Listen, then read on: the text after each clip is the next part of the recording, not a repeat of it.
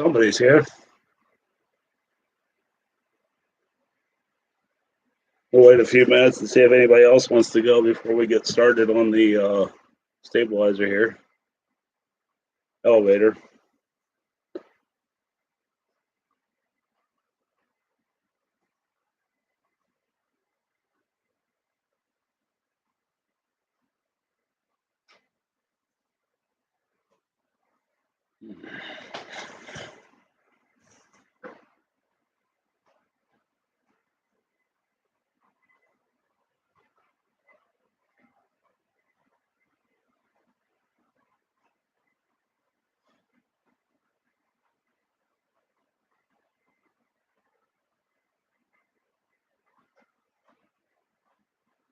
Can you hear me okay?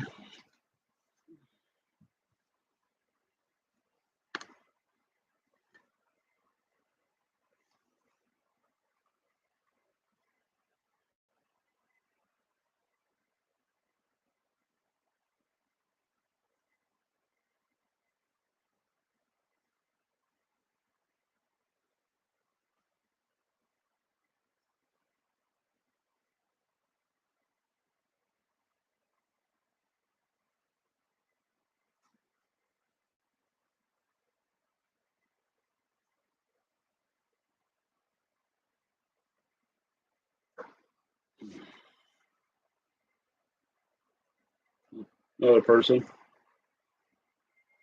How's it going?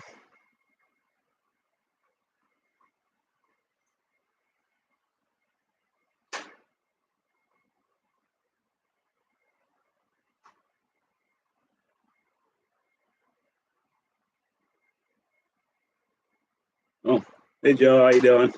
Welcome back. So we got 3. That'll work. Well, 2 actually, because one of them's me. Got my phone tagged in over there so I can make sure I'm catching all the comments and stuff. But starting on the Caudron elevator. Oh, good morning. Good morning to you too. It's afternoon here. Where are you at, Mary? Is that Maria?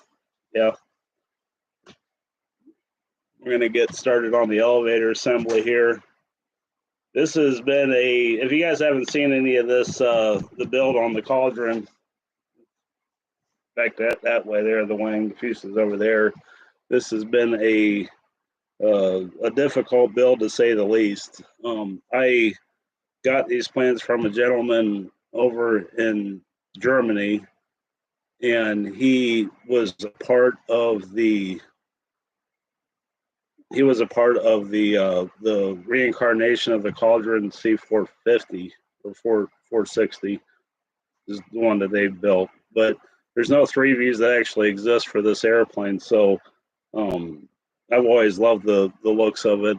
I actually had one a long time ago, and kind of got in touch with him too. He also does drawings and plans and stuff for RC models, boats, stuff like that. So that's where these came from. So anyways, we're gonna get this. The biggest thing with this elevator here is that here's the number 1 and here's number 6. So you can see quite the difference there. It's a double taper. I'll try to explain this the best I can. So I got way too big of a piece for my leading edge here, and I put crossbars on there, the location of the individual ribs here, and a center line down the center. Do not have to be, if you ever come across this, you don't have to be super accurate. Just make sure you got enough wood on either side of the rib. We're actually not going to build this flat. We're going to build it vertical. So I also put, I don't know if you can see it there or not, they're pretty small pieces, but I also put a center line on there. So what I'll be doing here is lining these up on the center line. Actually, everything's ready to be glued here. So by putting them on the center line here,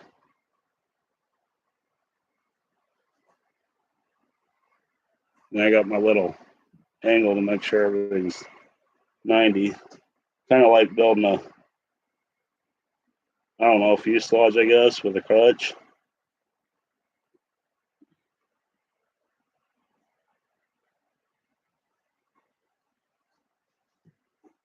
Then we'll just go right down the line here.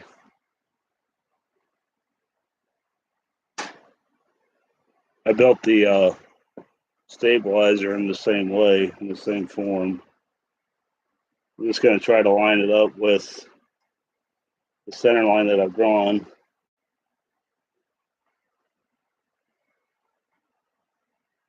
Make sure everything here is square.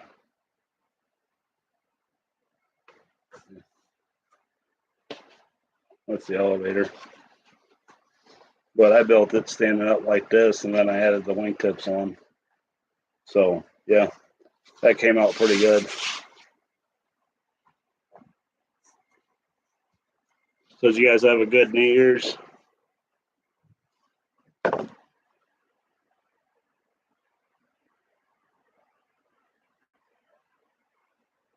I just noticed we got a big jump in people here. So, what I'm doing here is building the stabilized elevator for the Caudron.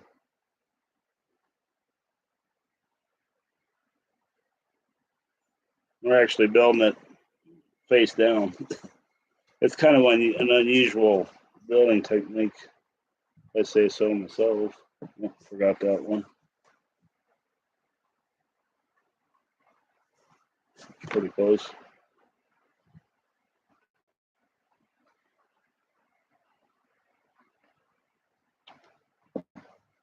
Another one.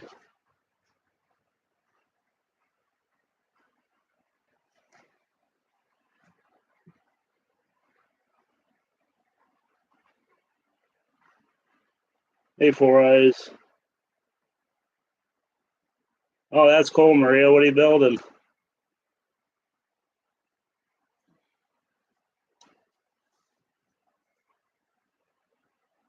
Six. I know. Which one's which? This one's six. Okay.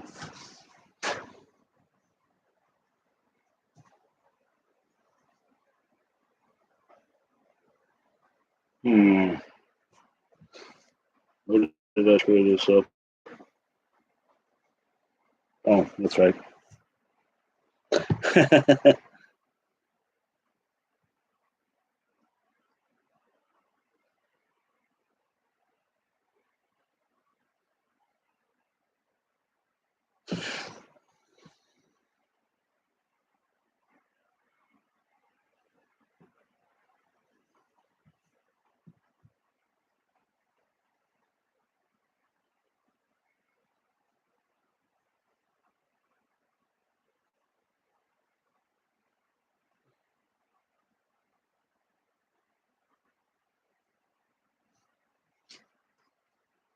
And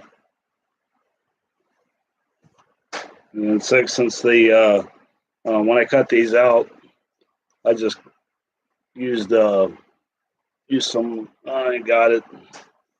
The roll-on Elmer's glue to tack these down, and then I cut one half out, and then I cut the other half out using these as templates. So I'm transferring the center line here over to where it's a little more visible on the side that it goes. You can see this stuff just peels right off.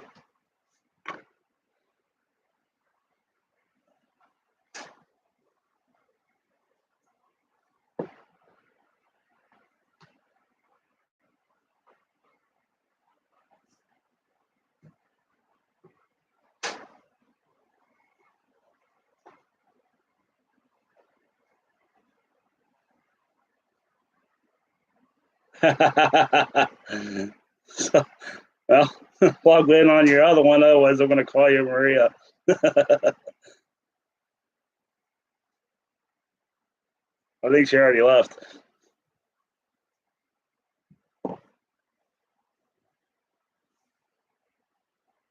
Pretty good.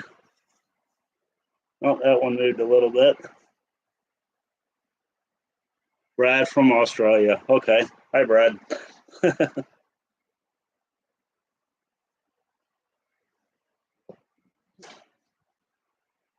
And then this guy, like I said, I pre-planned a little bit and cut all the pieces out. When you're scratch building, it's a good idea to like create a kit for yourself, because then things can go a little smoothly. What I tend to do is start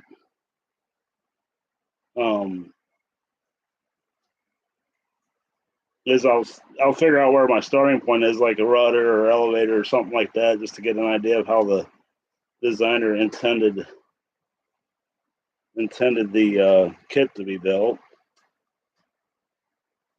Then I'll cut those pieces out, I'll build it, and then I'll go on and on and on to the next one. So that's pretty good.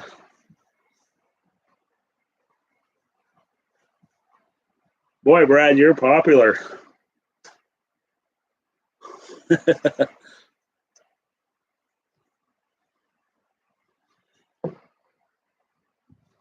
That I am going to grab.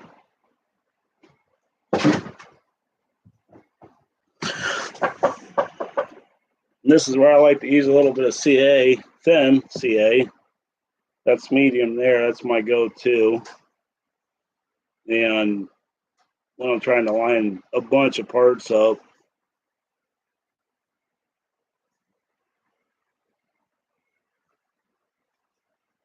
that way I don't have to worry about gluing it and then lining everything up.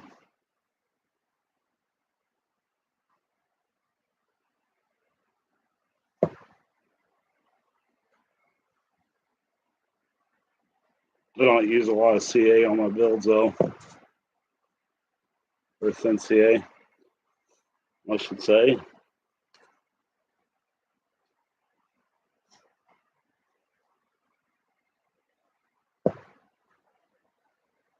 Okay, get that part done.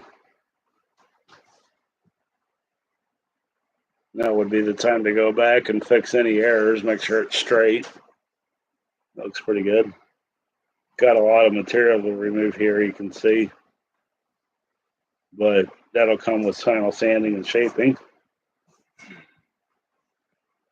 And then we need to put a block in here, which I have not cut out yet.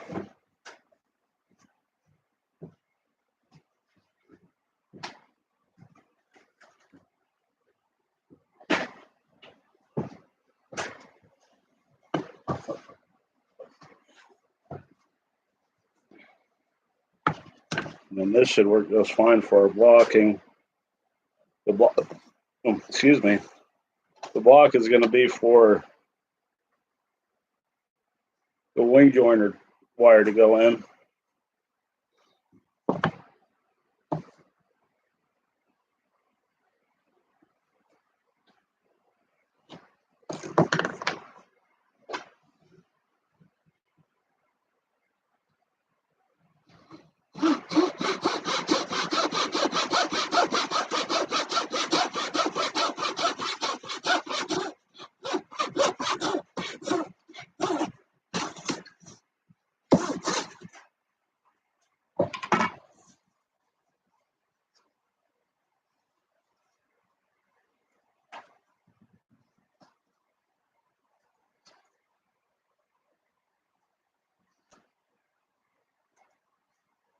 And I'm just going to line that up in there. Might have to take a little bit off if I get it in there just right.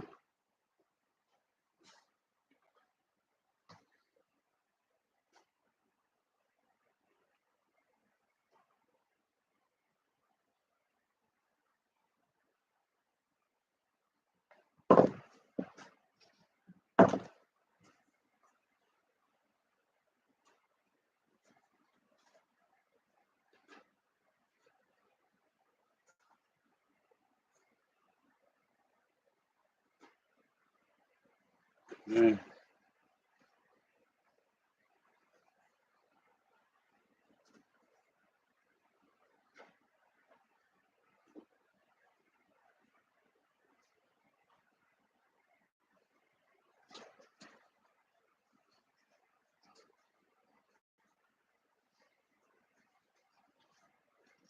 There's that. And get the other side caught up to that side.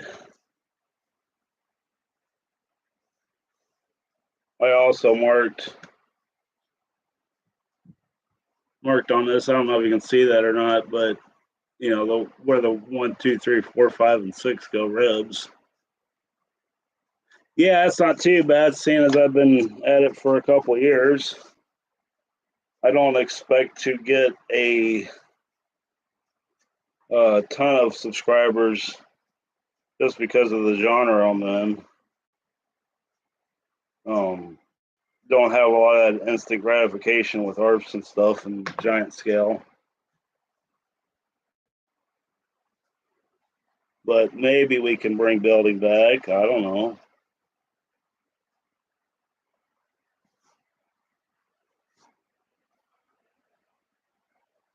And of course, I put all of my marks on the wrong side.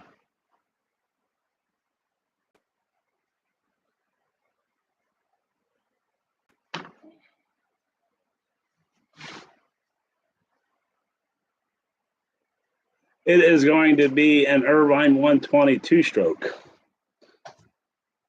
I looked high and low for that engine and found it up in Canada.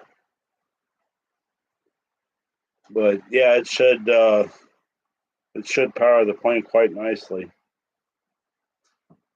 And if it's not enough, then I will stick a Moki 180 or 220 on it. Now, there's not a lot of you guys. This hasn't been a super popular build on here, which kind of surprises me. But this is a prototype, actually. I blew these plans up to half scale, 10-foot wingspan. So the plan is if this flies good, then once this flies good, I will start on the big one.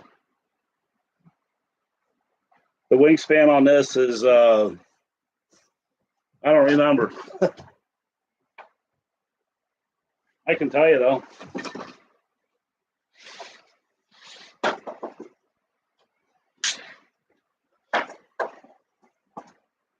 It'll be about 72 inches when its wingtips are on. It's a pretty good size plane for what it is. It's third scale.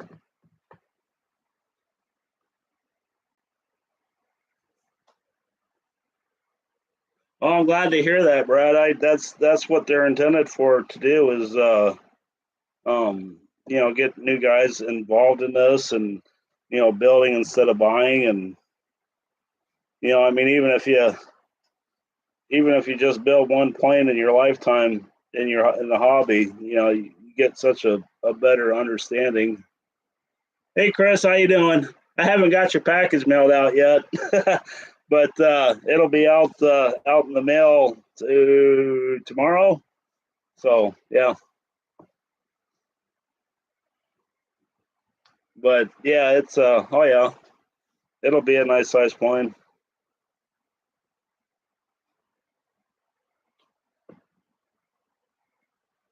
Oh, I skipped over one. Glad I caught that.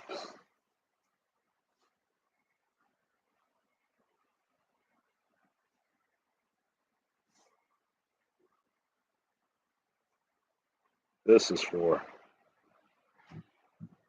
You guys are distracting me. Yeah, it's supposed to start snowing here any time now. We're not in the real thick of it, but they said 6 to 8 inches today. Could be a possible tonight, later on tonight, and into tomorrow morning.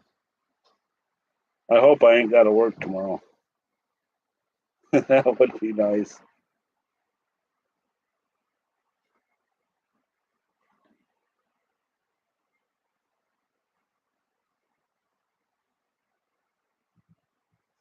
And this was supposed to be quarter scale when he drew the plans up, but it's actually closer to third from what I've calculated. It's kind of like in the middle there.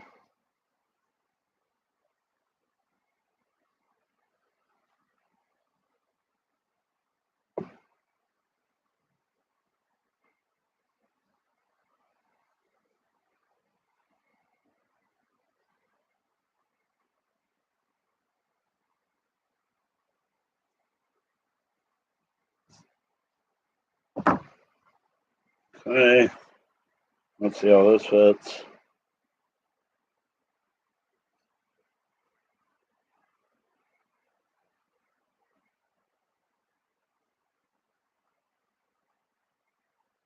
Uh-oh.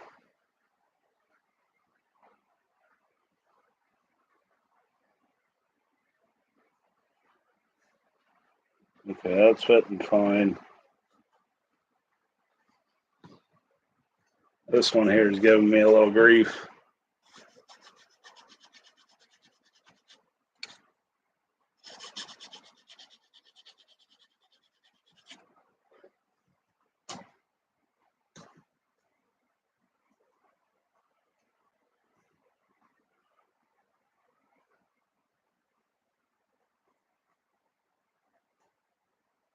And it does appear that I'm either, is this crooked? Doesn't look like it.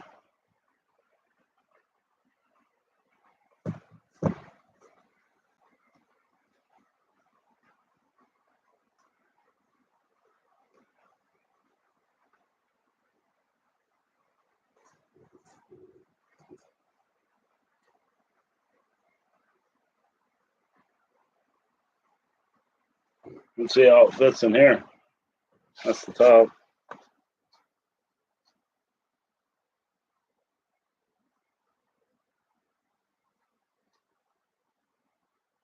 Yeah, see, I got a little bit of a, I don't know if you can see that or not.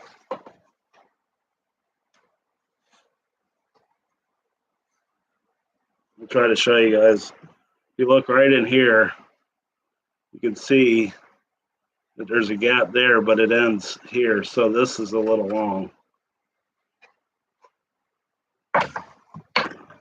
So we'll readjust all this.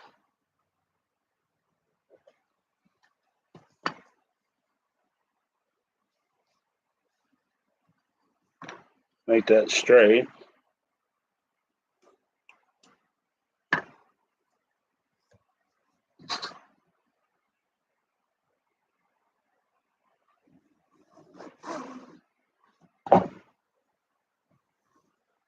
Oh, doing good, Tom. How you doing?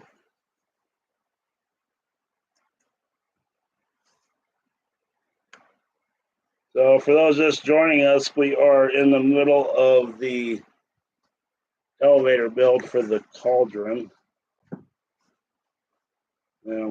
Already built this side, and we're gonna get this side caught up. Now that looks a lot better.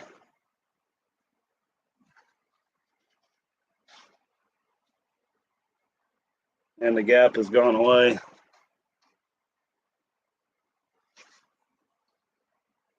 Oh, cool, New Jersey. Everybody's favorite state in the whole wide world.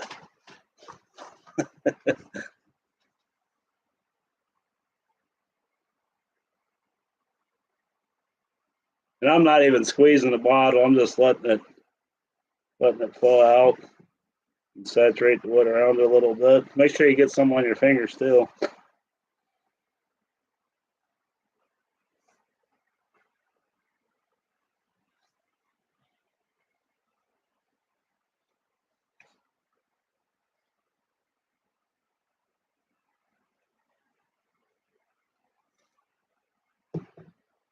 Okay.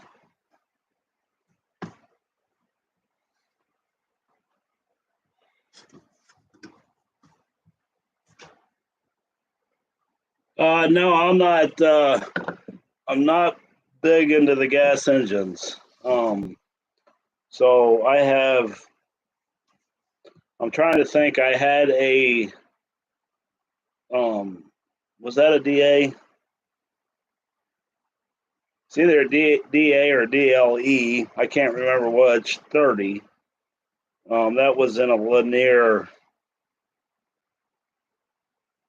That was in a Lear Taylorcraft. I actually crashed that plane. I stalled it, had a high-speed stall with it doing a snap roll. Probably something that you shouldn't be doing, but it was a clip wing Taylorcraft. Only had about 4 flights on it. It seemed like it was a good running engine. What I got from guys with the DAs and stuff like that is that it's just important that you use the right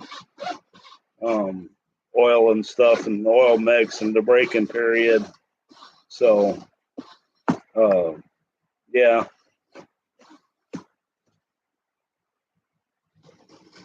I do not fly. The reason why can't say that I don't fly gas because I don't like it. I don't fly them enough to justify owning a gas plane because it seems like every time I own one, the carburetors are gummed up or it won't something's is wrong with it because they sit in my hangar more than they get from. I like my big Mokies and my big low engines because they can sit upstairs, and the worst that's going to happen to the low engine is it's going to get gummed up in a little heat job, little bit of heat, and you can degum it and go fire it up and go fly. That's why I converted the Byron Christian Eagle over to nitro. I like flying that plane. It's just I can never get it to run when I wanted it to. So yeah, but I do have I don't know if any of you guys are familiar with MikeGoesFlying.com. Not this Mike. But MikeGoesFlying.com has SNH engines, and he has I guess they're calling them glow gas engines, kind of like the OS engine. And I do have one here. It's still brand new. I haven't even fired it up yet, but it uses a glow igniter but runs off of gasoline. They're supposed to be really good engines. I got the 36, and oh, that's cool. Yeah, I order a lot from him. So especially when he has stuff that I need. But I would like to get another one. I got a Great Plains Profile P38 up there that I'd like to build, and I think those would be good engines for it. That's why I haven't used it, because I ordered it just wanting it, not knowing what I was going to do with it. Yeah, Mike is and them are a good guy. I ordered a bunch of glow plugs from him. This was probably 3 or 4 years ago, and I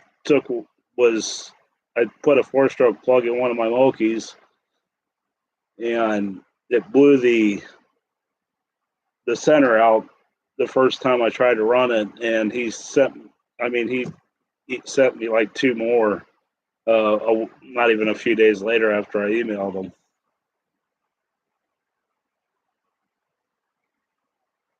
Oh, okay. Yeah, hobby people, that makes sense.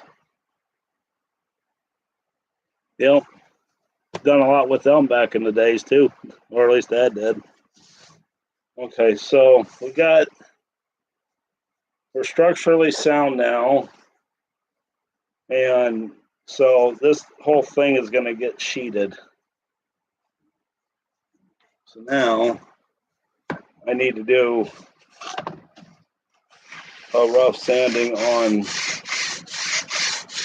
this trailing edge because it tapers down to nothing.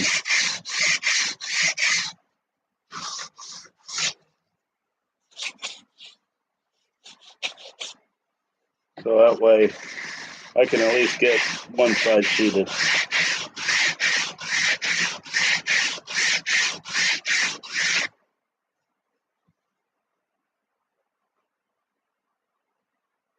Yeah, that's they're custom-made plans from a gentleman over in France or over in Germany. So this is for what I understand, he did make copies of them and sell them, but I'm not sure if anybody bought them. But as far as I know, this is the only set of plans here. Yeah, they are awful to deal with, but I found the guy on eBay, and we already got a loose joint. Okay, maybe I'm rushing this too fast.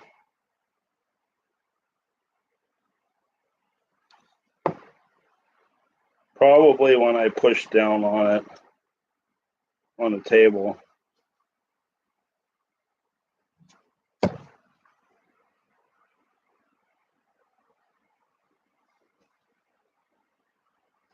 Let that sit a little bit.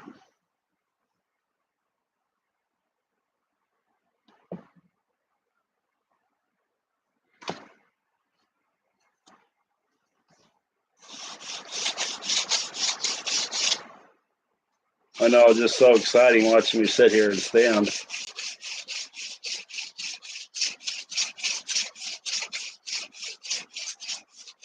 Yeah, I did notice that on your channel, so Chris, I used to do a lot of foamy stuff, but I still got some under the table underneath there, actually. But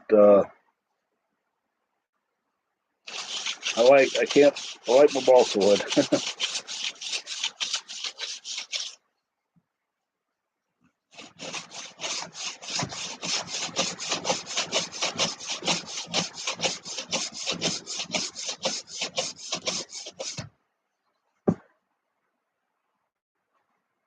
Yeah, that's V-dub, and that's my favorite four-stroke engine is Magnum. I got like 3 of them. I was excited when I seen the email come through that they are remaking them now. So, but I don't have a need for the 80 yet, so that's why I haven't bought the 80. But as soon as the 52 and the 60 or the 52 and the 7, I think maybe the 70 come around, I'll probably get some new ones, and I could also use some parts for a few. I actually got that Magnum 52 4-stroke that I rebuilt on the channel here. It broke a valve in the head, and I didn't have any valve train parts.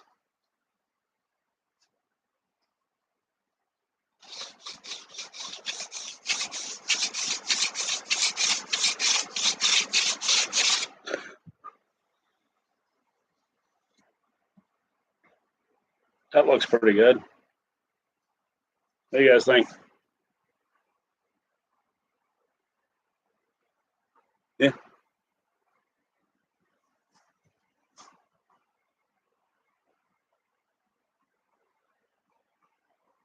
That must be the big Midwest Extra, like the quarter scale. Those were very, very well built planes back in the day. Probably 90s vintage, maybe 80s. But yeah, they're that would be a nice combination. The only thing I would tell you to watch out for as far as reworking that a Midwest Extra. Yeah, that's a good engine that I've seen them. They're pretty good engines. The biggest thing that you might want to watch is nose weight and lack thereof, because uh, the new gas engines are super light, and not sure exactly which one you got there, but depends on what it was designed around. But you might want to keep that in mind when you're reworking it. You might not be able to put the servos in the tail because you might be not have enough weight on the nose to counteract the tail heaviness of it.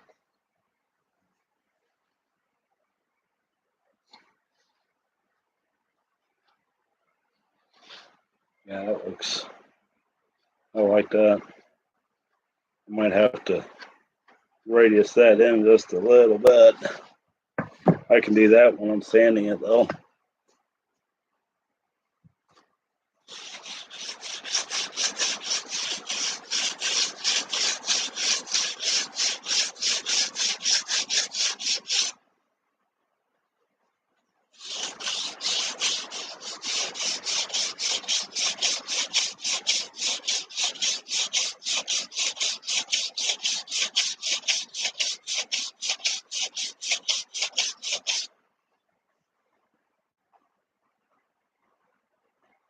Okay.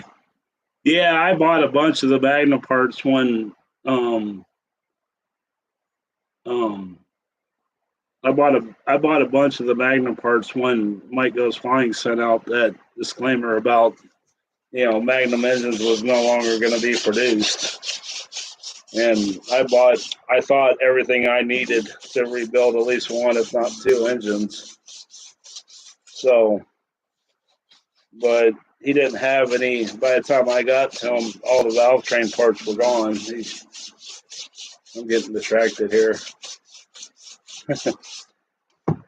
But, well,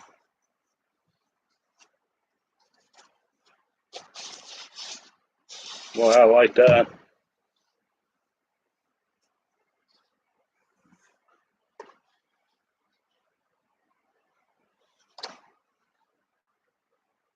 Yeah.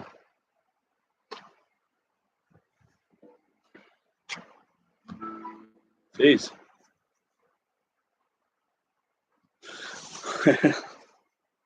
Okay. So, hinging. I've already marked this for two hinges here. Now this is going to get a airline linkage actually in it.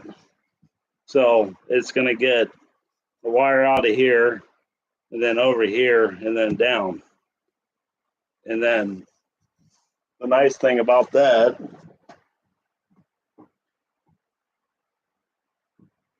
bear with me for a second here. Now, this is the bottom of the fuselage where the elevator gets attached. Something like that. This is going to be a hatch back here. So what I'll be able to do is when I run my linkages in here, they'll be hidden like I want. I don't want any exposed linkages on this plane. And I'll be able to get in here and service this if I need to. See?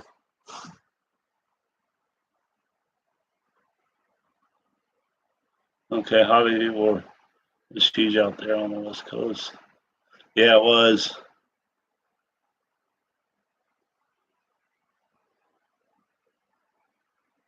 Oh, it's terrible, the amount. Yeah, hobby shops. So that's the general idea. So by using that, I'll be able to do basically the same thing on the airline that I did on the airlines and the plots, which I didn't grab any of my hardware that I was going to use on it. So the other thing is what are we going to use for hinging before we start thinking about sealing this up? So I got locking here and here. So we can put a hinge here and probably, well, it's going to interfere with the rib a little bit, probably right there. So Dubros or Robarts would probably be nice in here because,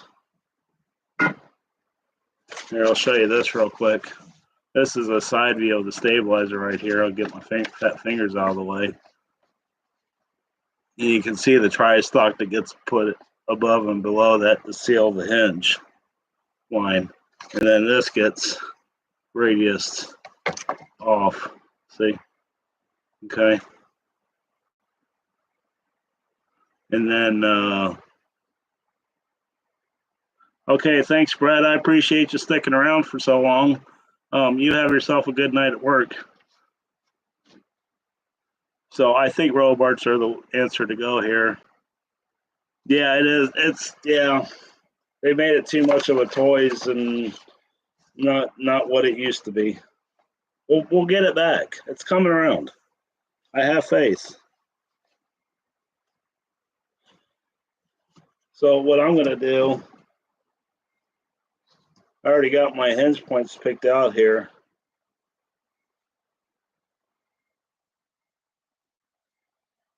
No, we can actually access this from the bottom side. So we'll put, like I said, you got to think 300 steps away. Yeah.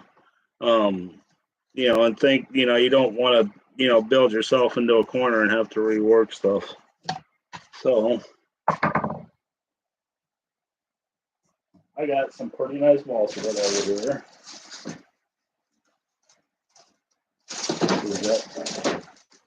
That piece. And this is 1/8 inch thick, just like the rest of the plane is made out of.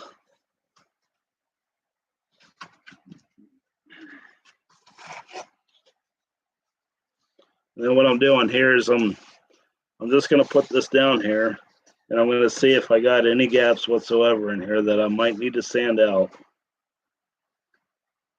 And I can see that that block that I put in earlier is interfering just a little bit.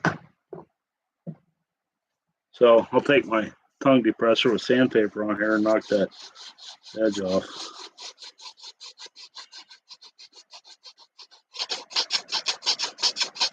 And try to flatten this whole area out here.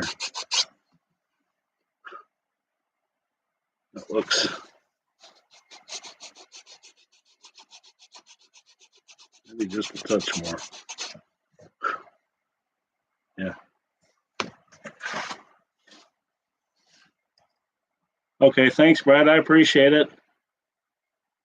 How many do I have subscribers? On the chat, 13 right now with 7 thumbs up. So we're doing better than leaving last week. Ain't that amazing? I'm having a lot of fun with this stuff. I mean, I hope you guys are too.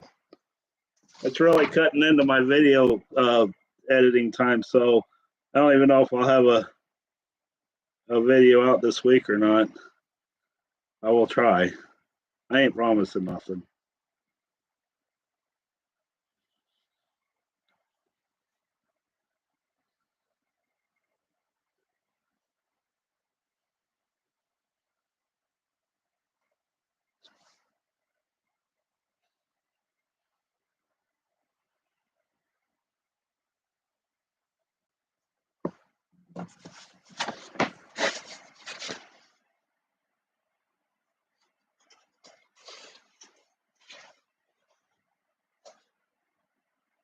Okay, thanks, Chris. Appreciate it.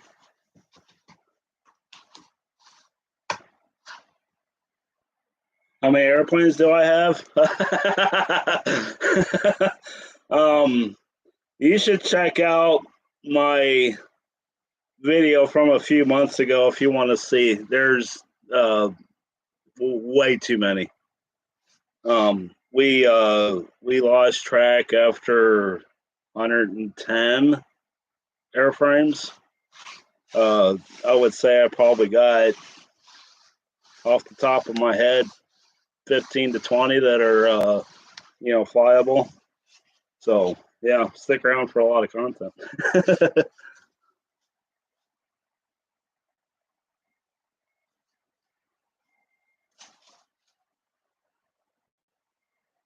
Oh, thank you. All you gotta do is try. I mean, it's just cutting wood and gluing stuff together.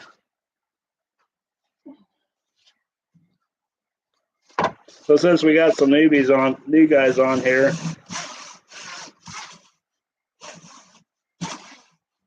so anyways, when I am cutting sheeting or whatever, you always use a saw to cross cut the grain, because if you use an X-Acto knife, then you'll just damage it. It'll crush it instead of cut it. So use a saw for cross grain, but when you go with the grain, I don't know if you can tell what I'm talking about here. This is going this way. And make sure you spill your CA all over the place too. When you're going with the grain, you can use a knife because it'll slice it instead of. And I'm pushing a little bit with my finger here, but not much. And I'll take a couple passes. Now, once you get that initial pass done, it'll guide right along the cut. And this is 1/8 inch thick, so I mean 3 passes and it's through.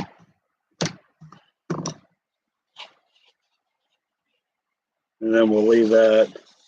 I mean, this is why I cut that so big, because you can see right here how little I got to take off now. That 1/8 inch, man, that is some. It's going to be well built, I'll say that for sure. And of course, this ain't big enough for the other side.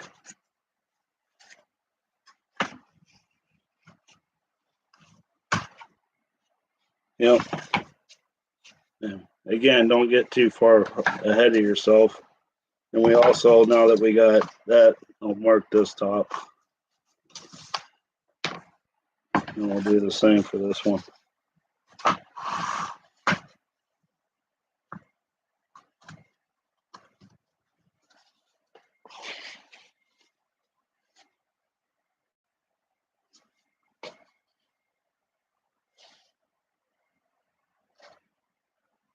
That one don't look bad. You got a little gap on 4 there because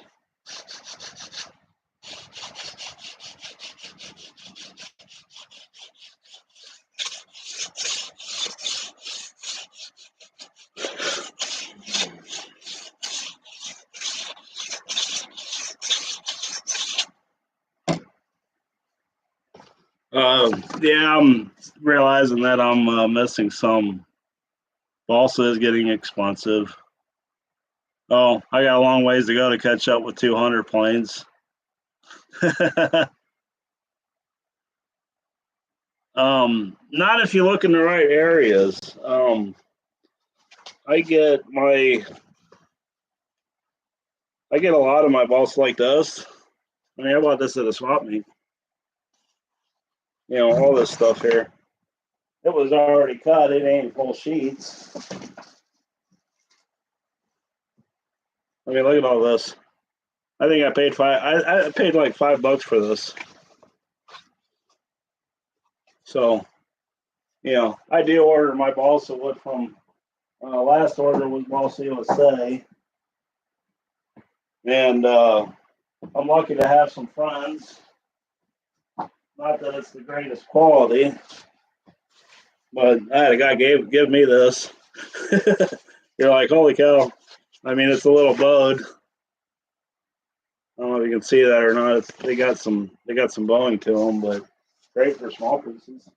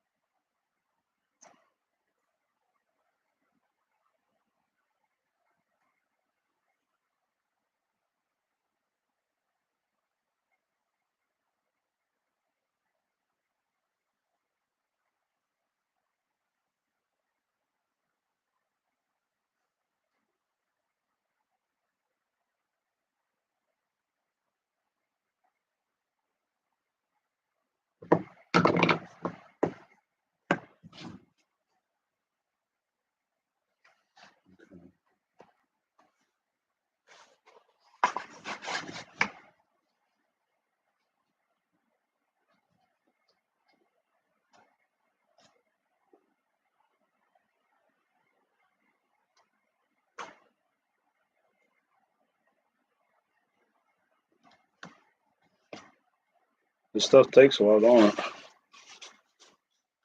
I think I got 3 hours in cutting all the parts out.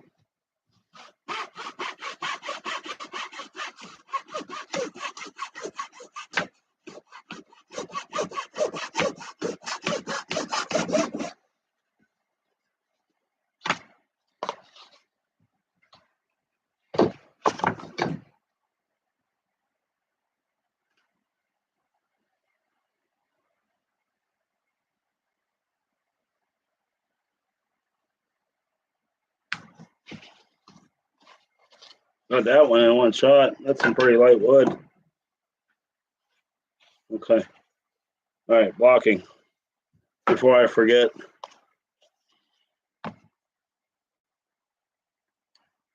We'll just take this.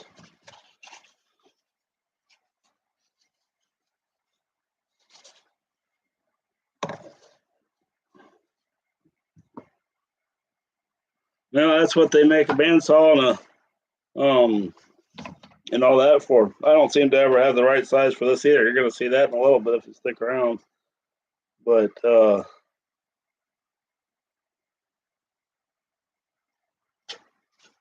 sometimes you just got to make it. And I don't buy sticks either. I buy sheets. I get my most common sizes are 16th, 3/32, and 8th.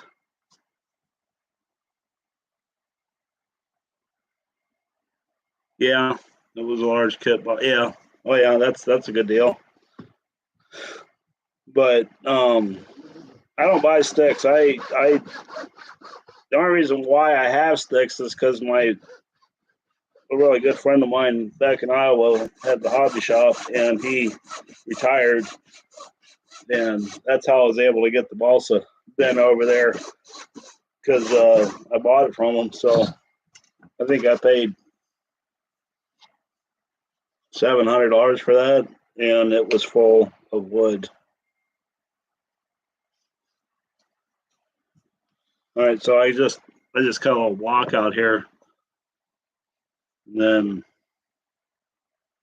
you gotta go that way with the grain. So that way, when we drill a row bar through here, it doesn't split. Because once I sheet this other side, I ain't gonna have access to it no more.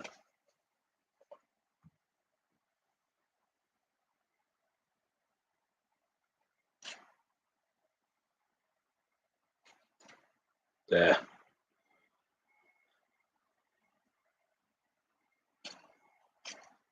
I don't know if that's a good thing or a bad thing that I'm almost out of glue.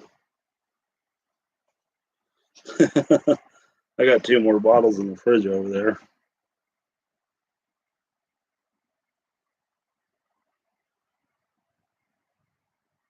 Yeah,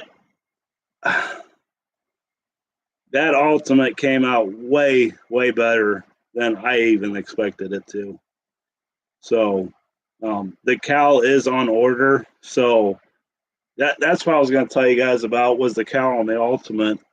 Um, the Fiber Tech and more years ago bought fiberglass specialties and produced cowls and got all the molds and everything for them. At least I think that's how it went. And then the guys at Fiber Tech and more uh, didn't want to produce cowls and canopies and all that fiberglass stuff uh, for them anymore, and got bought out by. I'll have to look.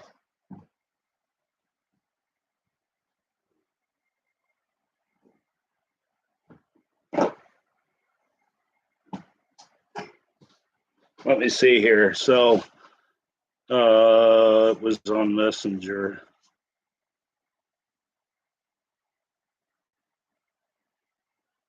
Where'd it go?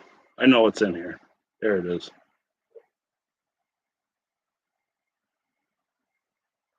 Okay. It ain't gonna find it for me.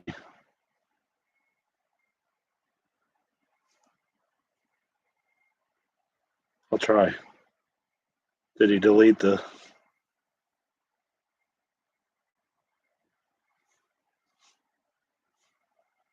It's still up there. So, anyways, this is Fiber Tech and more on Facebook. And then, so for Fiber Tech and more no longer exists for all your fiberglass and vacuum form parts, please talk to rc-kits.com. I don't know if you can see that or not. So I ordered from them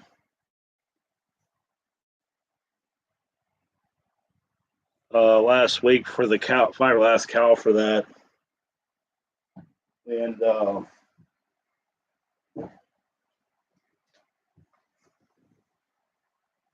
so I ordered from them last week, and it said on their order that it could take 2 to 3 weeks or 6 weeks to something like that.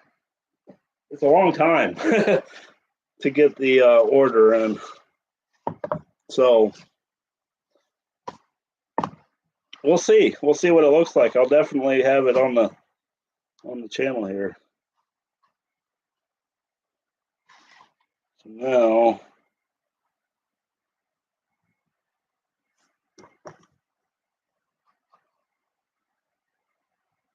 but I met the guys at Fiber Tech and More years ago at a fun fly in Iowa, and seemed like a pretty nice guy. He had quite a few big planes there. So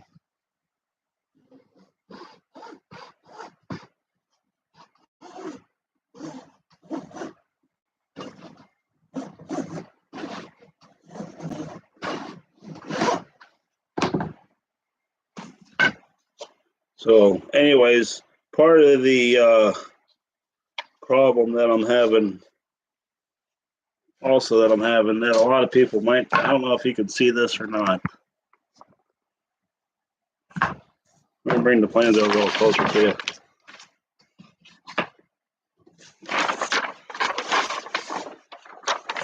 Look at the alignment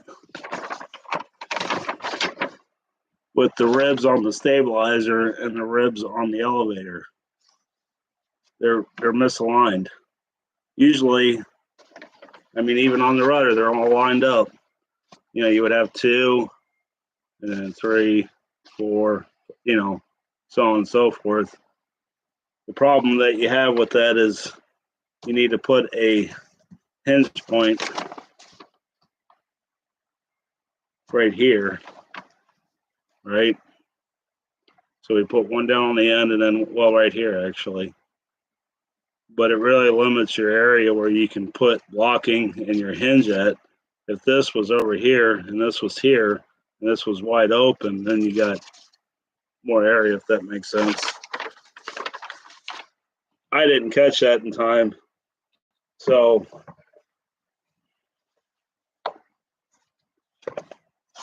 this is right.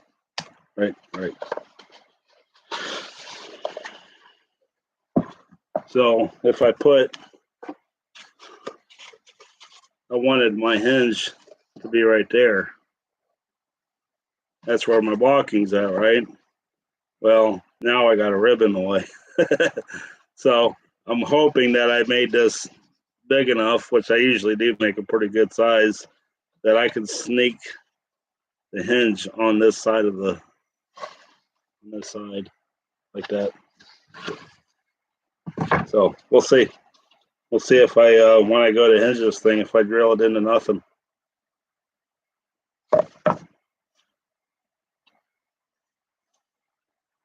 And my glue bottle's getting plugged up again.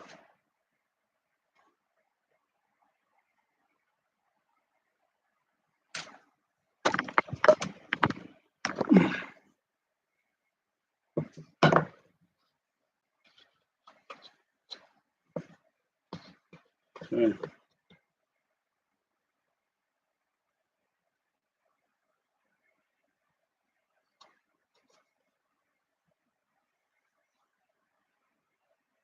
Get down in there. There it goes.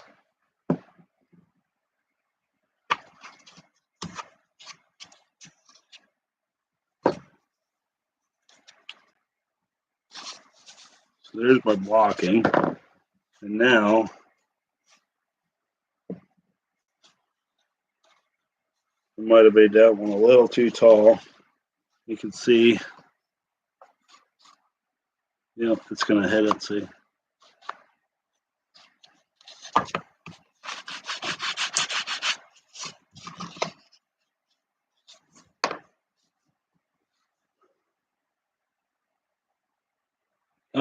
All of the above.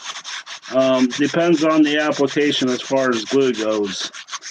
If I want a nice strong joint or I got some gaps, I use medium. I used to use thick a lot. This is, I got this from Radical, but it's pretty much Bob Smith stuff. I have no idea where this came from, but it's thin. Yes, I do own a Pitts. I have thanks to Tom in the chats, there is a Searmark Pitts upstairs with a Super Tiger 90 on it. So I haven't flown it a lot because I've been having engine problems with it. Got them figured out last year though. So that is a lovely flying Pitts. Probably the best one I've ever flown. That is, yeah. And the 180, oh, you're gonna rip that thing apart. It's red.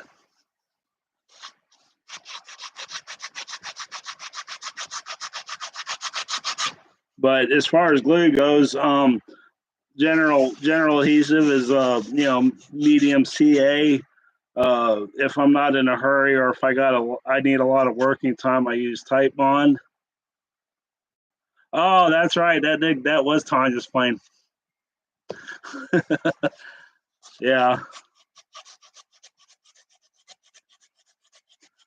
But epoxy for firewalls, anything of importance gets epoxy.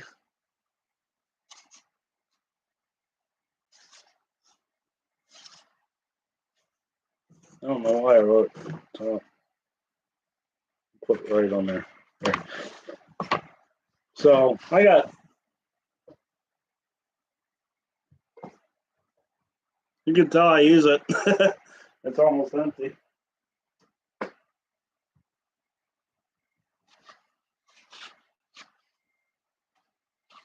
But yeah, see, as far as the Searmark Pitts goes,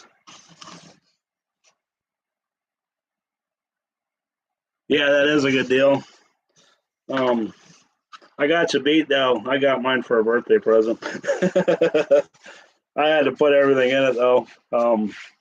So it's got all servos in it, and I had to put all the servos and the engine in it and stuff. And yeah, I wanted to put my my YS 140 on it, but it wouldn't behave. If you watched Mike's plane, and so I took it out, wanted to fly it, and put that Super Tiger I had in it. Had a lot of dead sticks with it, but it flies great. That Seda 180 will be very nice on there. You'll probably fly around at half throttle, but it's light. You can throw it around a lot, and that's what the little bit of experience I have with it. I hope to get that out some more this summer.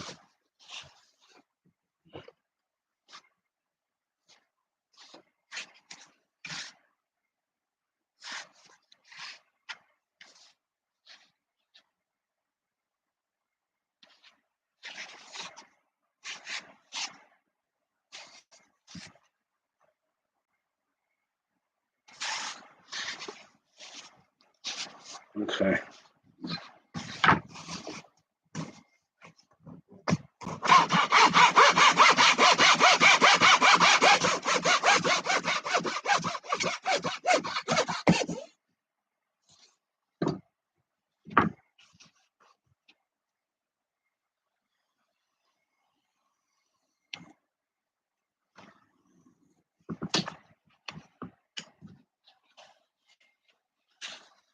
Well, there's one kind of done.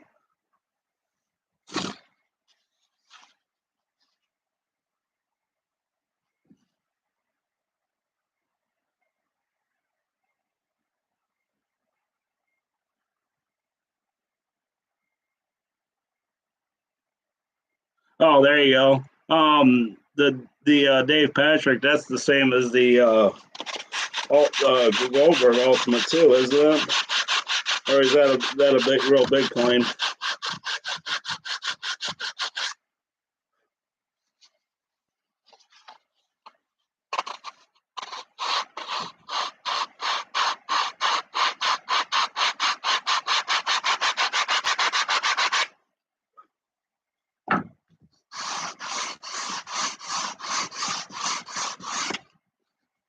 Well, I'm not going to bore you guys with a bunch of sanding here, but I'll probably get my planer out on that.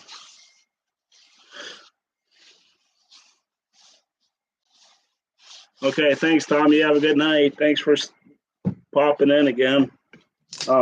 If nobody knows Tom there, he's been a big influence on my life. I met Tom quite a few years ago, more than a few, but lived with him for a little while, got me going in my trucking career, and made me who I am today. So he's a big supporter of the channel, and the laptop that I'm using to film this is donated by him. So yeah, he's a hell of a nice guy. That's saying the least. We talk all the time. Okay, so that one's done. And before I forget too much, I'll get the blocking done on this one. And then we are going to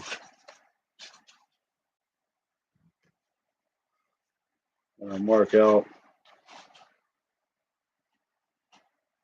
that.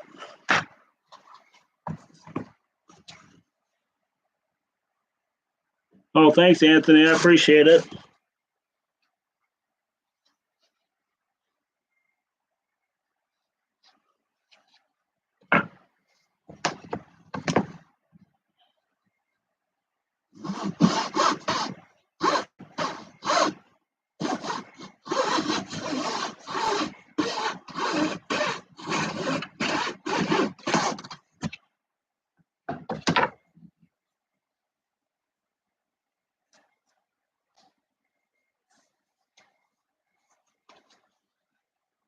I like that better.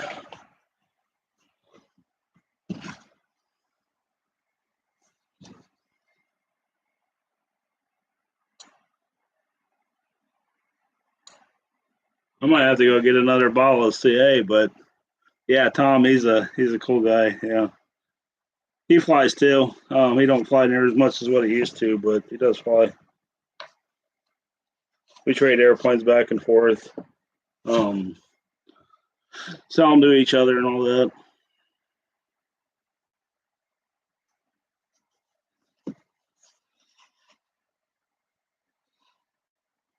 Hey,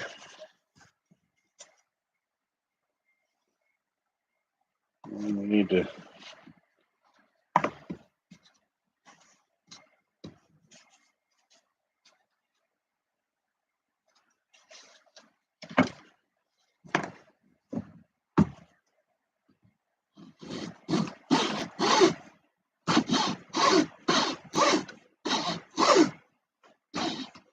I see the storm hasn't started yet. Anybody else getting affected too by it?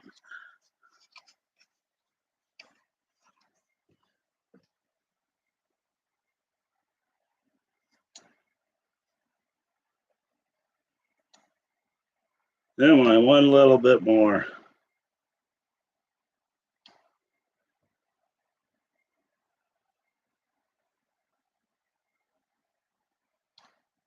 Yeah. Over to the fridge.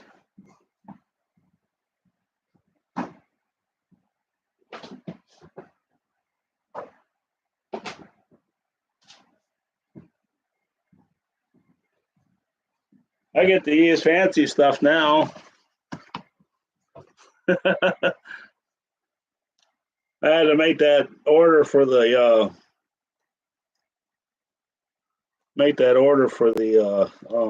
roll bar hinges. So I'm like, man, I ain't used that in many years. Oh, look at that. That's kind of neat, isn't it? Just break it off. And it's already open.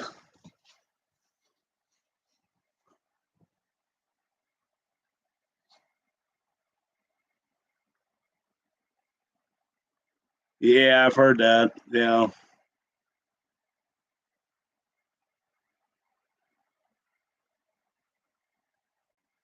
Yeah, Lake Havasu. Oh, 84 degrees. Did you take a float plane with you?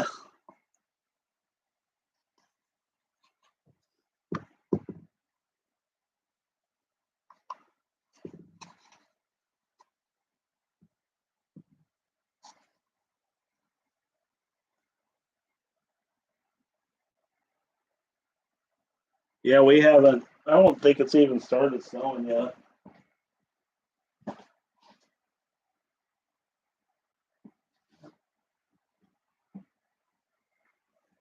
Oh, I would imagine they do. Yeah, I haven't been to a float fly in many years.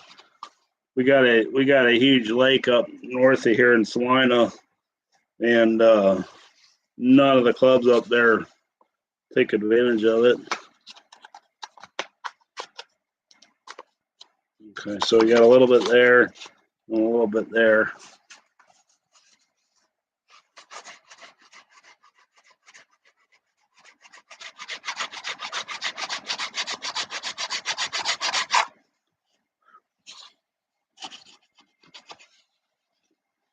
Kind of hard to get into that one.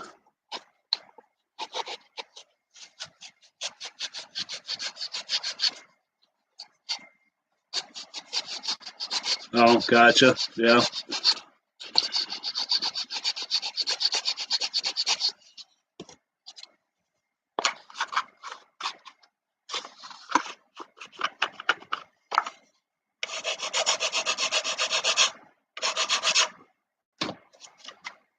Okay.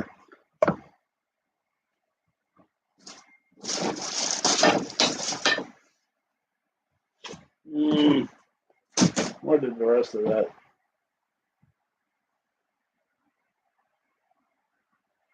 Go? I guess.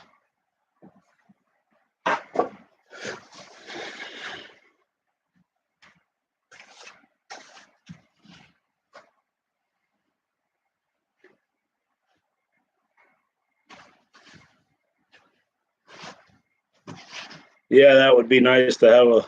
I haven't been to, probably ain't been to a float fly since I was a kid. They have a couple out in Iowa, but they were always too far to get to as I got older.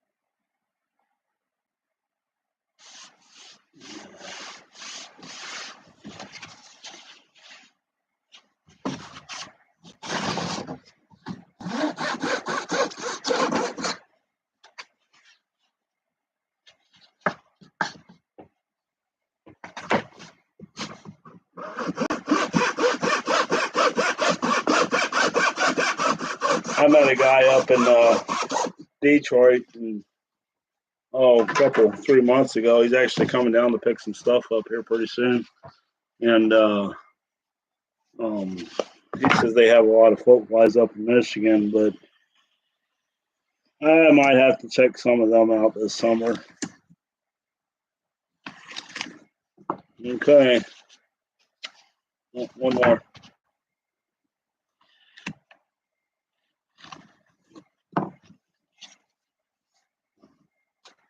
Try to keep these straight so we know which one's top right and top left.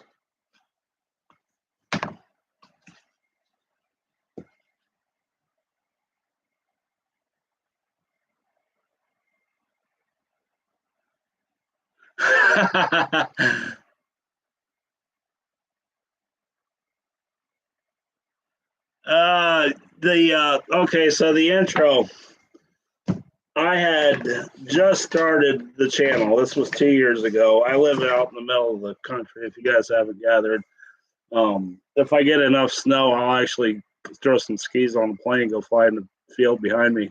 So, anyways, and if you ever go back to the beginning with the Morris Hobbies knife, that was filmed in my backyard.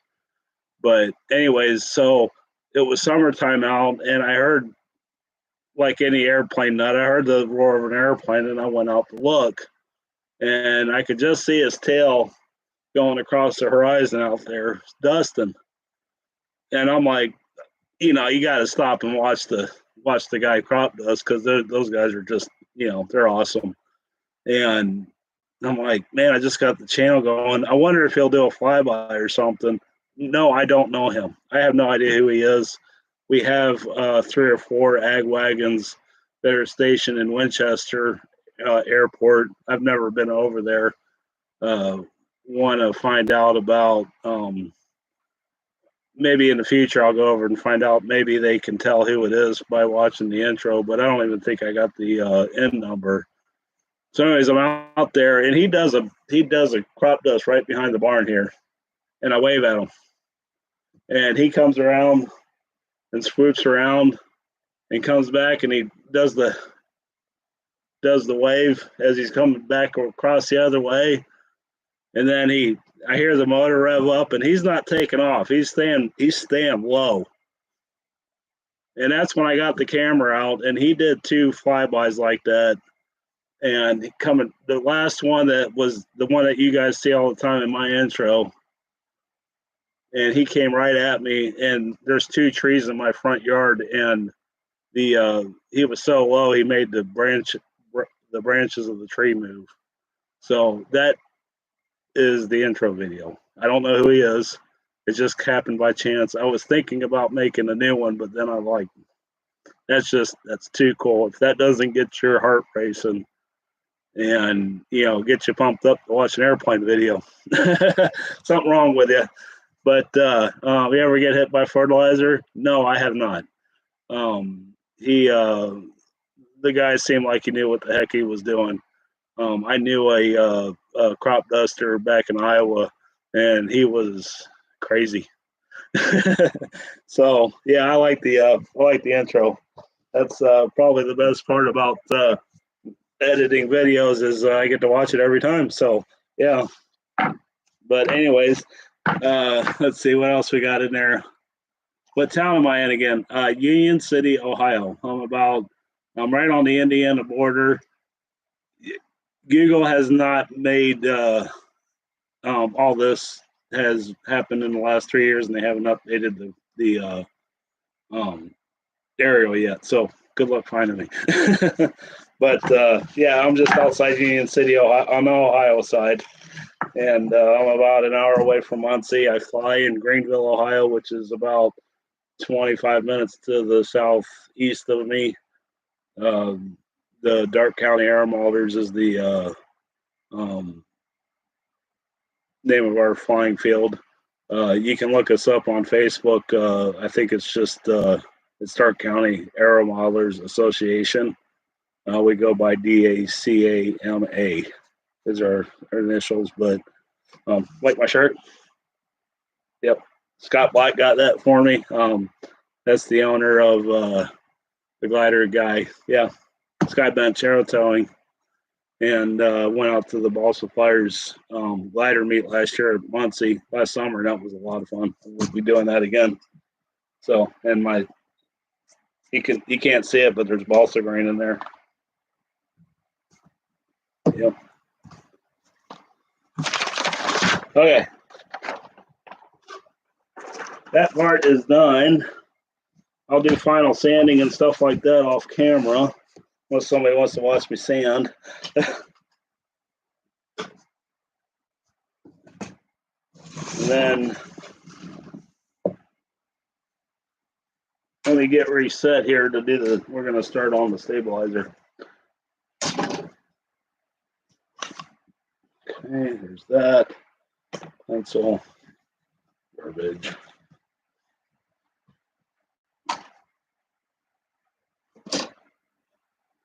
Oh, 2 hours from our field. Okay.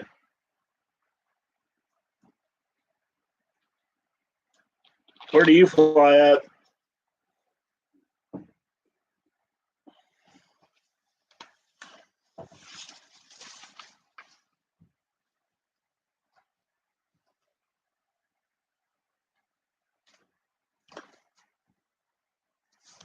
Okay, so anybody ever build any gallows kits?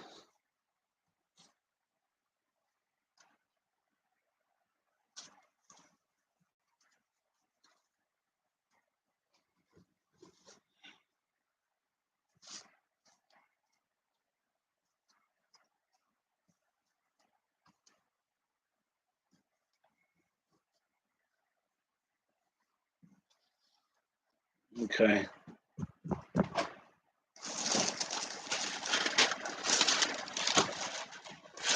I need to lose some of this.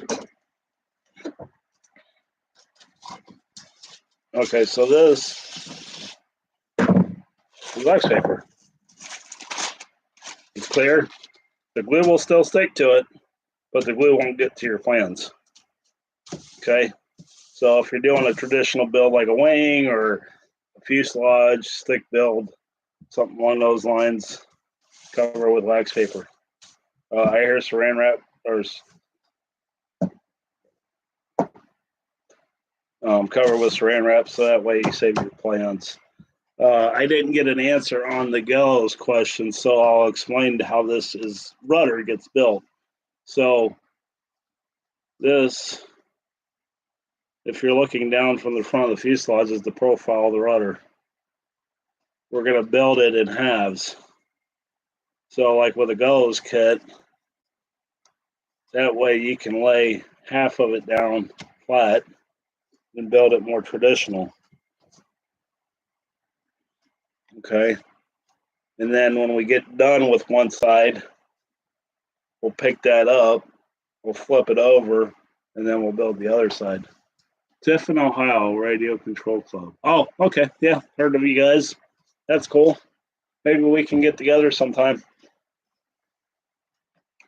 So, what I did, I'm trying to remember what combination I needed. I got sticks. I thought it was just those two. I think it's this one here. Yep. Okay, so whenever I'm cutting pieces out, like sticks like this and stuff, I always make them a little longer. Okay. Better to sand than to add. Okay. Oh, I hope I got that right. Ooh.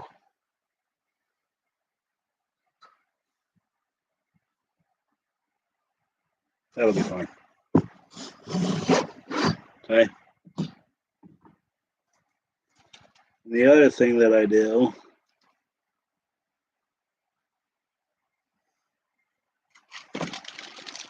hopefully you guys can see what I'm doing here. This is the leading edge of the rudder. I try to eliminate pinning right through the balsa wood as much as I possibly can. So I cross pin.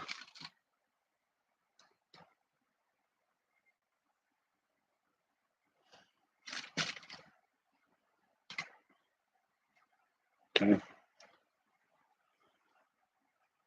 I am fairly certain that when you put a pinhole through a structural piece like a leading or trailing edge, you weaken it. So we got that installed. Then when I did these, I left a little extra material here so that way I could put the bevel in on the leading edge.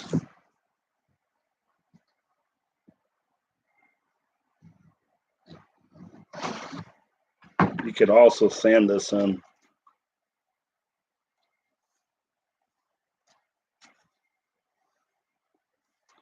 See, this is a little too long.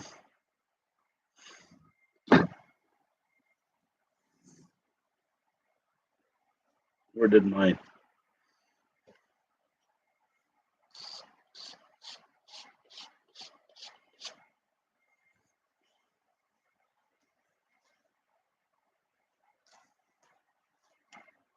and once again, this leading edge is a little tall because this gets sheeted. Okay.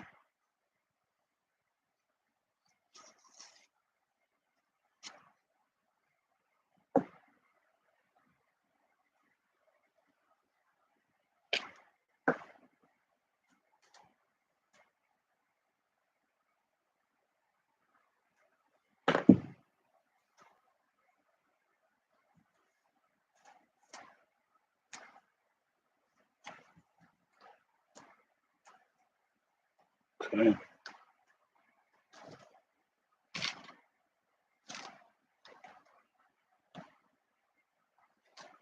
That's what I like about thick ribs.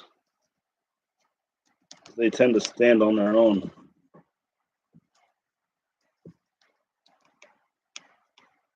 Okay. Good one.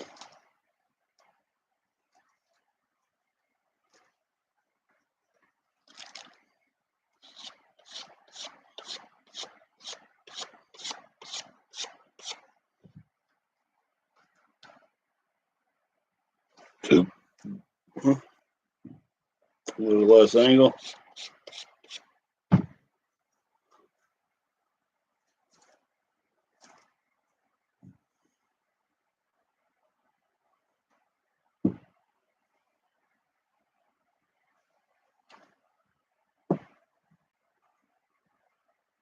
Like my little baby square.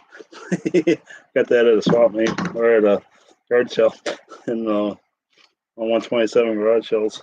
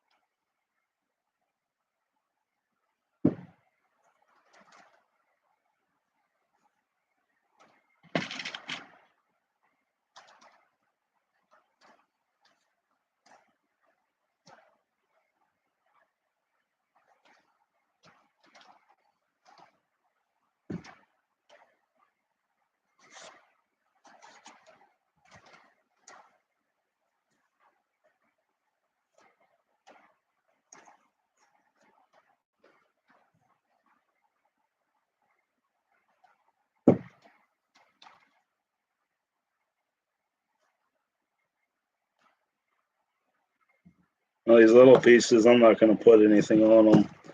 I'm not going to pin them down or nothing because the really tiny ribs here and the risk to damage them is far greater. If you wanted or needed to pin them down, you could actually grab a couple pieces of scrap balsa and make a cradle for it and pin this down instead. But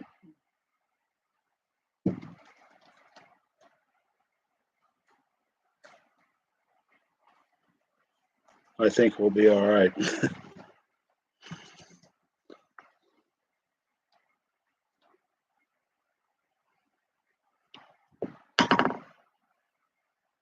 Okay, boom. All right, next. I think,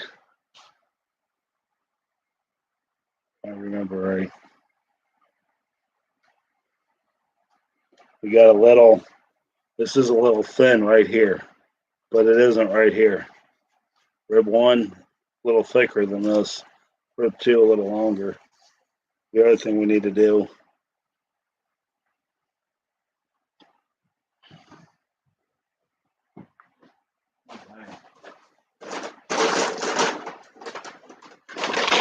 I lost part of the plan here. So you can see that this rib, if you guys can see this, all right, if you can't, let me know. This goes all the way down to the bottom. That's a long piece of wood. And that's pretty typical with a rudder post. So I'm going to mark it on these plans. I'm going to mark it long.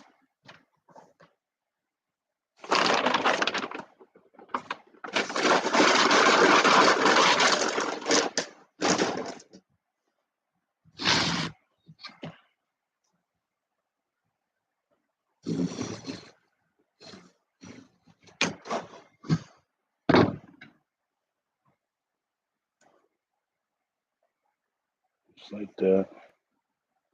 Okay. And then we'll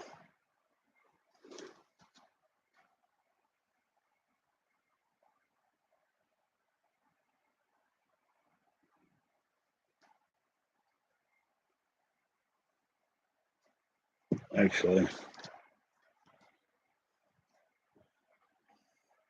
boy, I need my little, so they say you spend 90% looking for the tool you just had. Did I drop it? I need to get another one.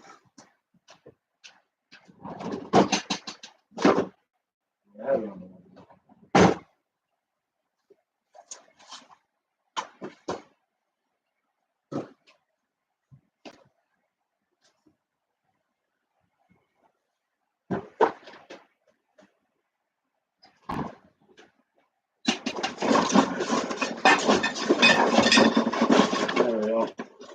That'll work. This is a little long. It's lining up fine up there, but this is sticking out some.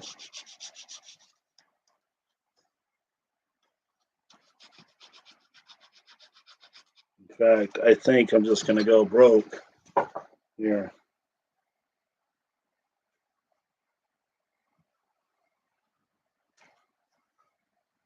Yeah.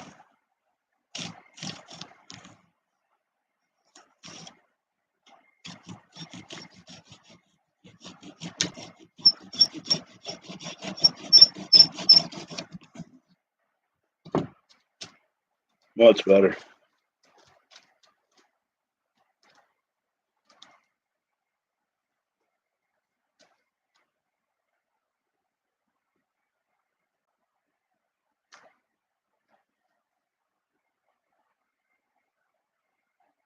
Okay.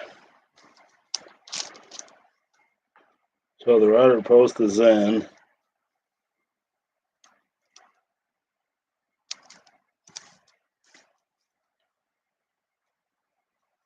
And now we got to take care of that. And that's where this guy comes in at.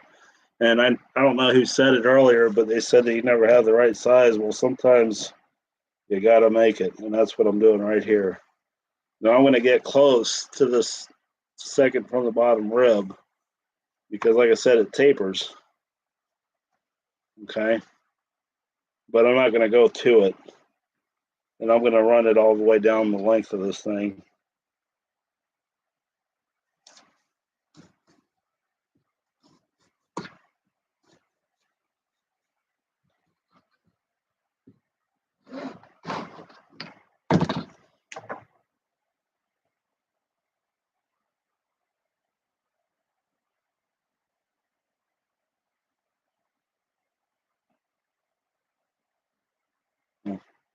I need to throw that bottle away.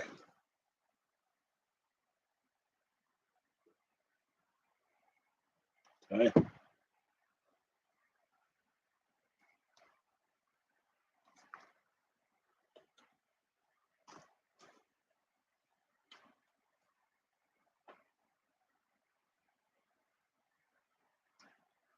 But anyways, when I get done doing this up, I'll blend all this together, and you'll never know that this piece of wood was thinner. So now that we got this side done,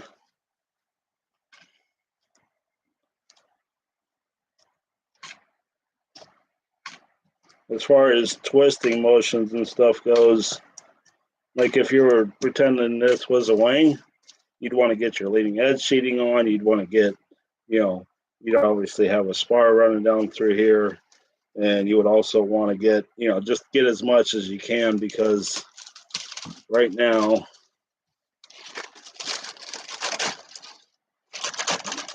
like I said, it'll stick, but it won't damage plans. This is pretty, it's not very structurally sound right now. So what I'm going to do is flip it over. I'm not going to build it again, reverse image and all that. I'm going to use this as my plans, and I'm just going to do all this together. It's already straight. I just got to make sure that everything is going to line up before I start putting glue down. Like here, this is, I got to take quite a bit off of the ledge here, or leading edge here.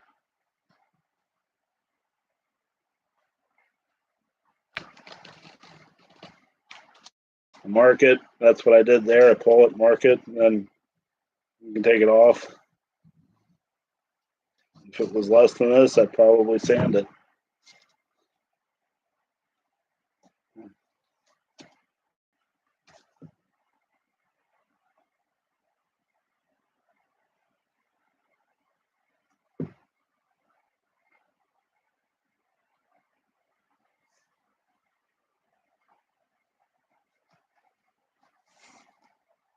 Okay.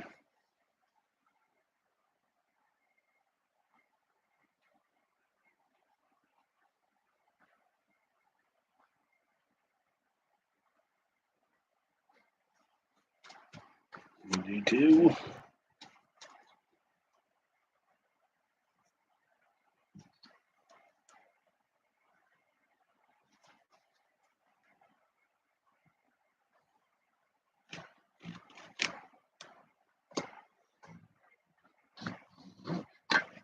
Anybody got any questions so far?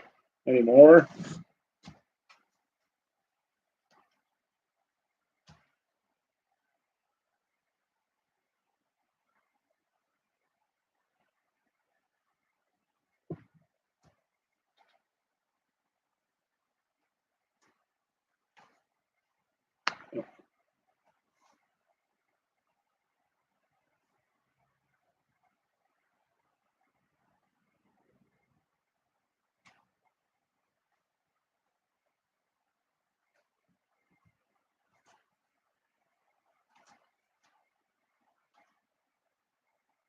Let's see, this is just a little knock on the corner here.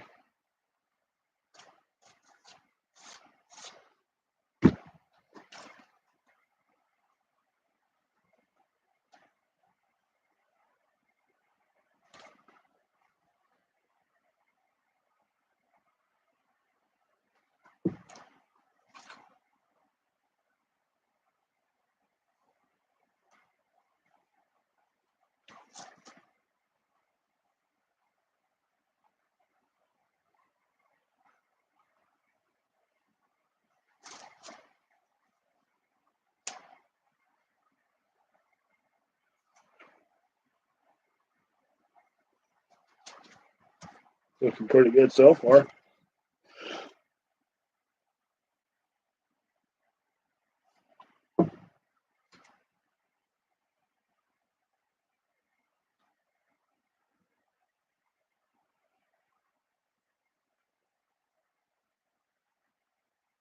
Yes. All the time, actually. Sometimes I get burned out on airplanes, but yeah, I do. I think it happens to everybody. I spend a lot of time on airplanes. That's for sure.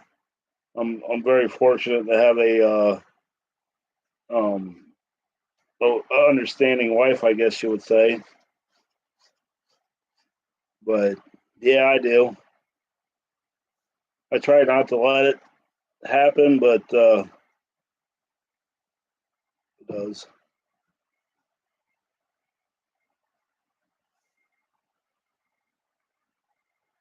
And sometimes I'm burnt out from flying or uh, restorations or building, and I want to do something else, and like I want to build something, but there's nothing to build.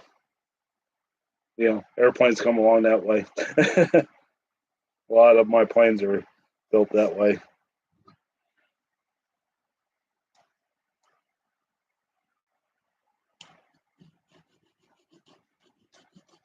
But if I get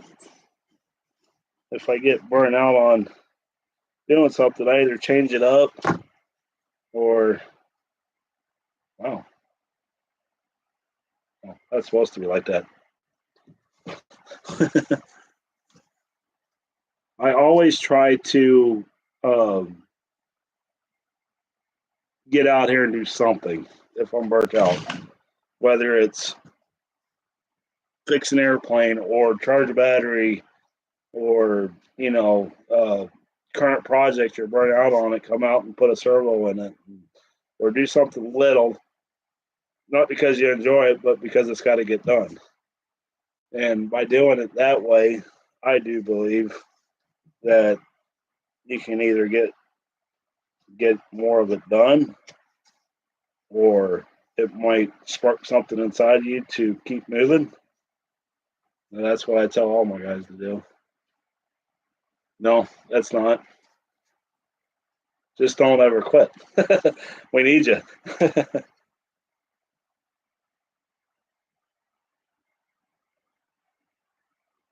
So I'm going to do a little bit of, I'm going to glue this down to here with thick, or with medium, I should say. Okay.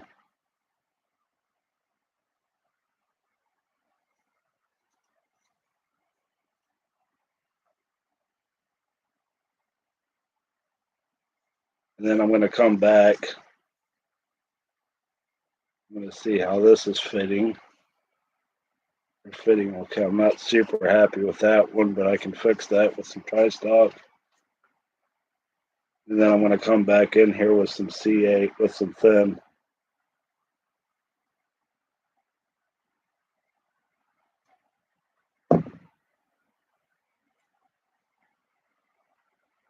And tack everything down. Okay.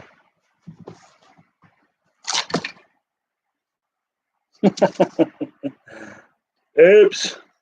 Did I squeeze a little too hard there?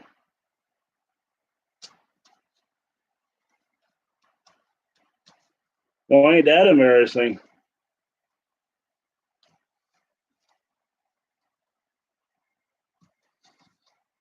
Let me see if I can fix it.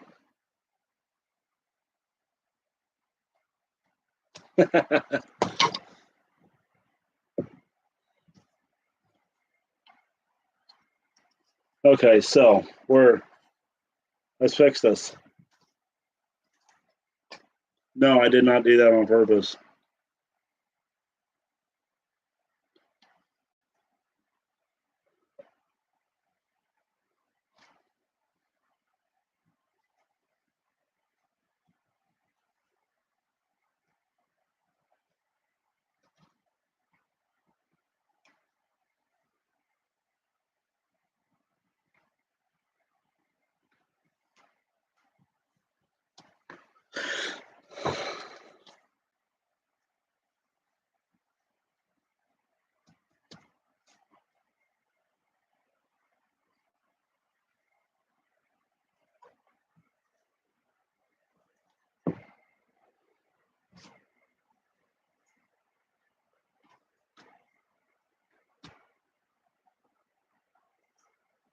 Should have just done it this way to begin with.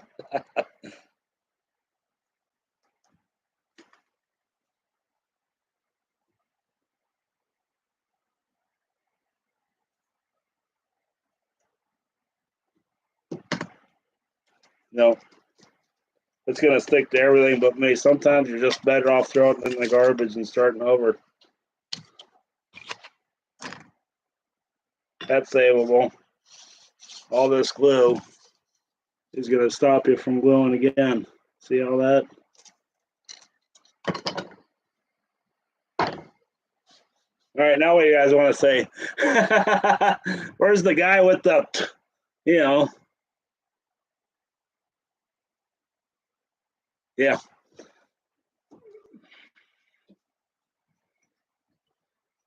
I wasn't happy with the way that was coming together anyways.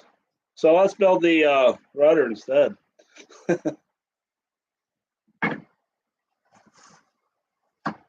I know. What was I going to use for the rudder? This. Right?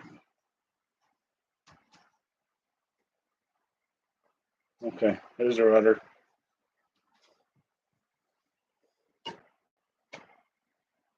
Here's this. There we go. So this gets built just like the elevator does. This is a big rudder.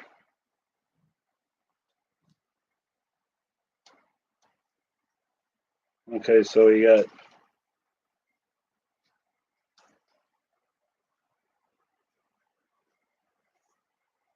so I did this exactly like I did the elevator. I marked center on this, and then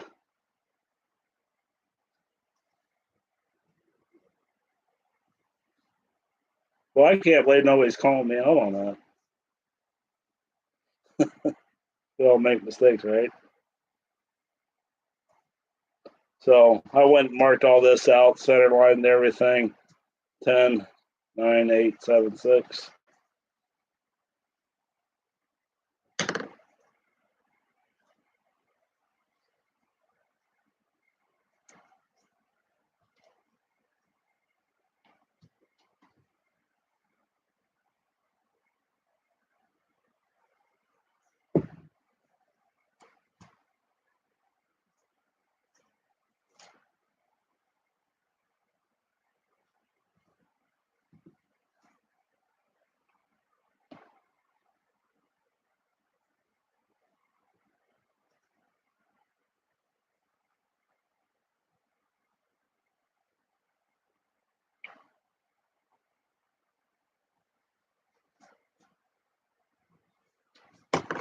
Nine, 8.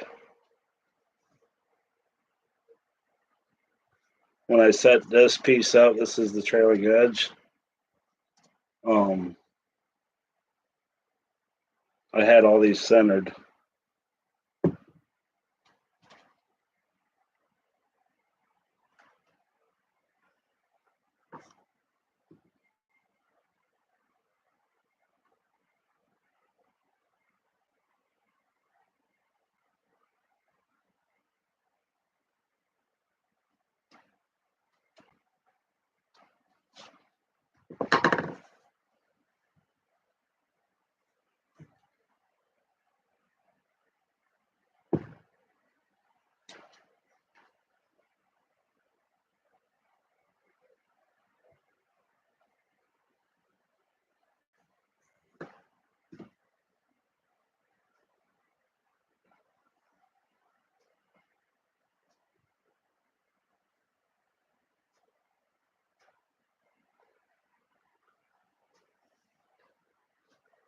Okay.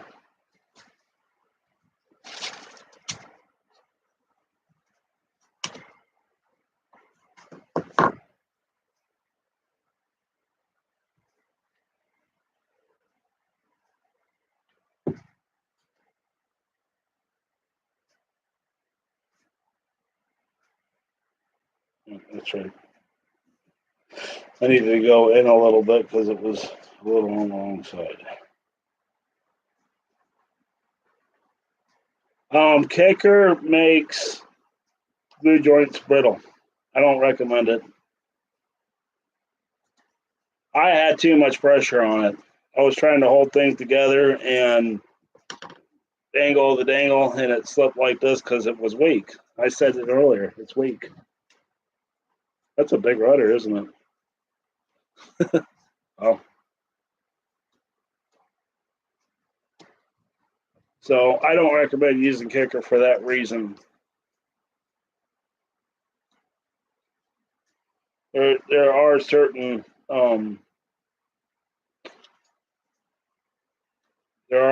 areas where kicker is helpful, like if you need to make a fillet with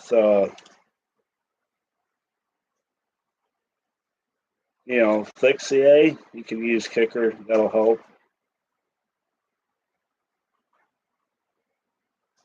Okay, so we got the majority of these are good. This guy here is a little off.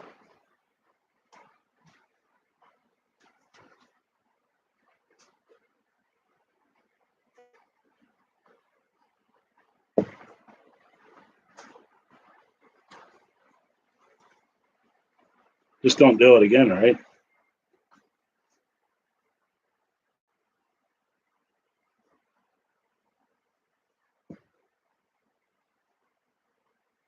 This stuff sets up instantly.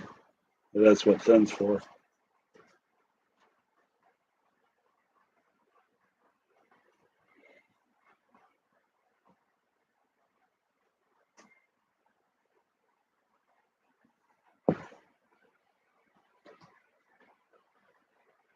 Okay, I'm going to let this sit and dry.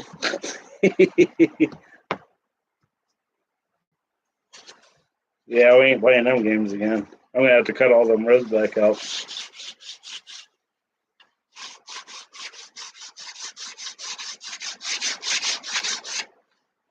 So any more questions?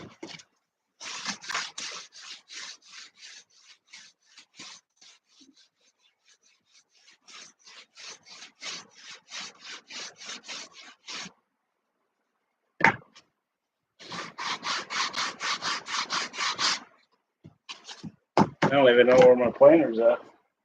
There it is.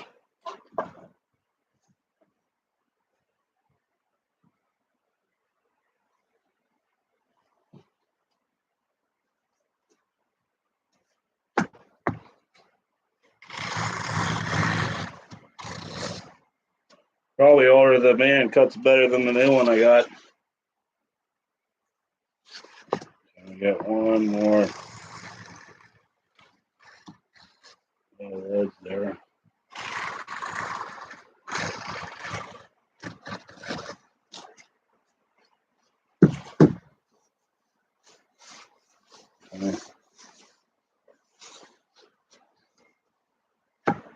I got this at a, I don't know if you guys seen this before.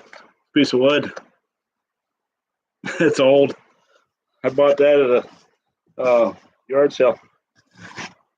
And it just, so it's like no tomorrow.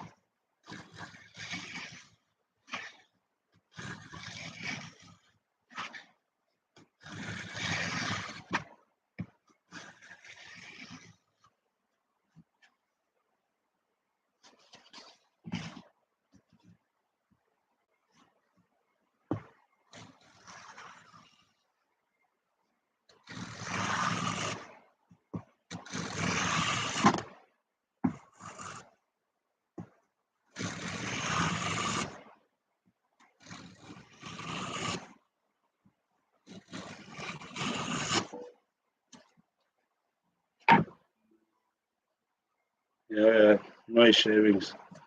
And then I'm just trying to, what I do when I'm rounding off edges. It's hard to figure out which angle that camera's in at. But I just start taking a side and making, pick one. You'll be round before you know it. And then smooth the bumps out with the sandpaper here. Try not to lose your marks.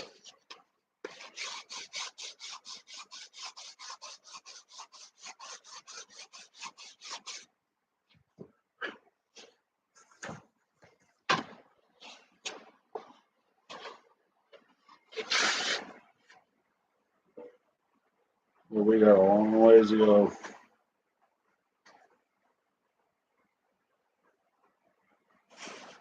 Yeah, maker center line helps a lot.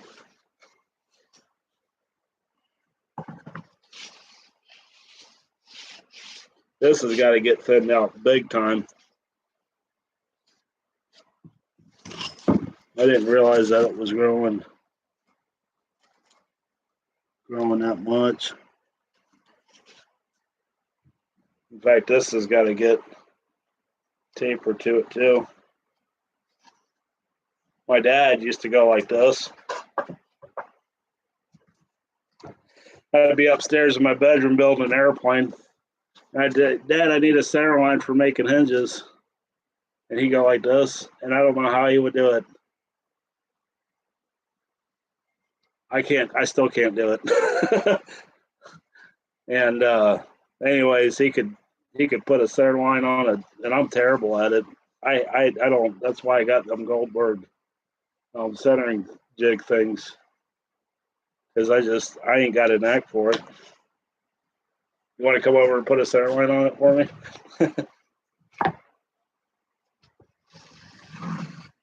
So this is way too thick up here.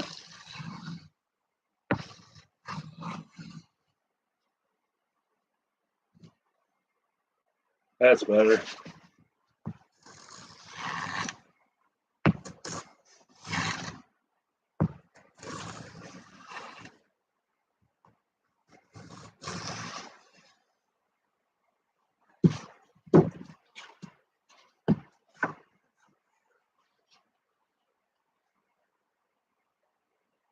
Old. I don't know. It's metal. This is a 2x4. And it's sharp. I've never had to sharpen it. I've had that thing for ages.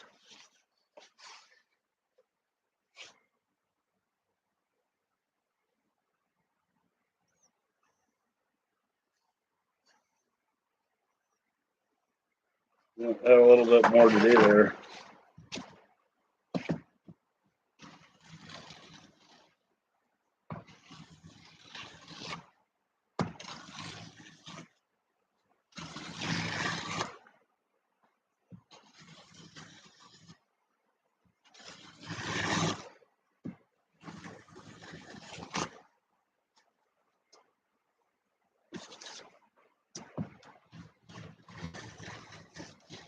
I don't want to take too much from the top of the sheeting and uncover my ribs again.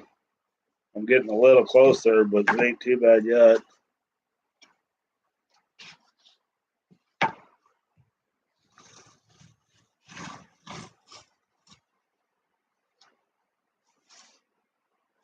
That's a lot of wood there that I can mess around with.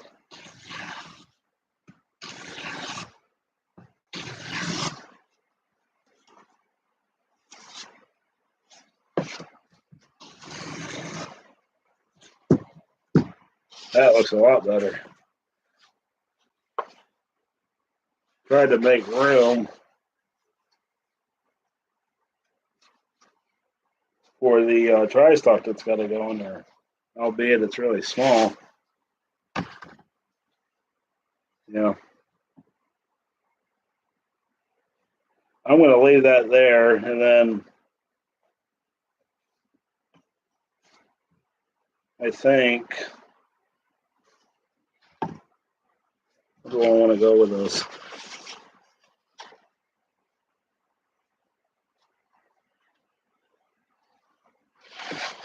I think the next thing I'm going to do is hinge it.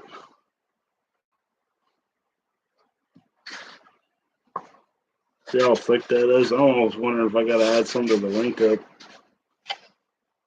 or if it's supposed to taper that much down at the bottom back down here.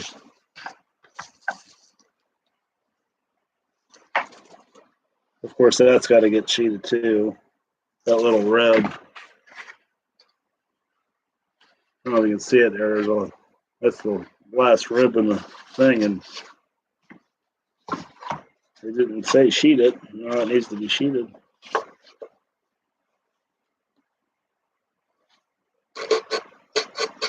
Yeah.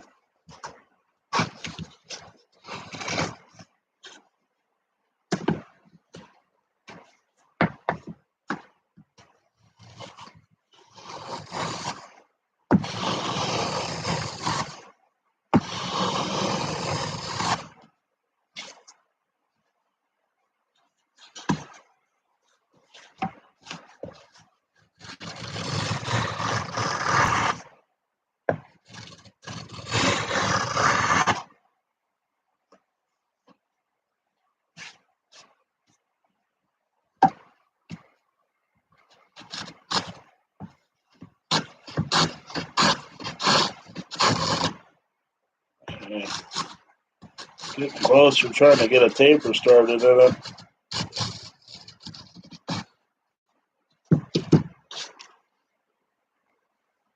That looks better.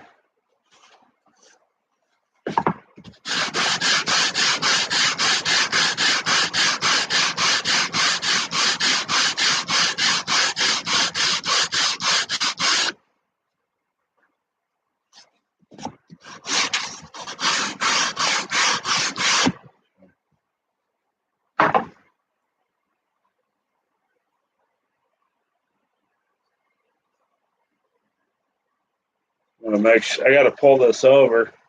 It ain't quite lining up. Must be a little off on the angle there. I just want to make sure I'm not inducing a warp into this thing. And I don't think I am. I can kind of eyeball it.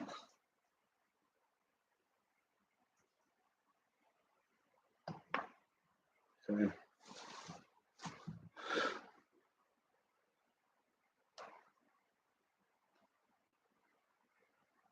Sometimes blowing on it gets it to speed up. I think anyways. Okay.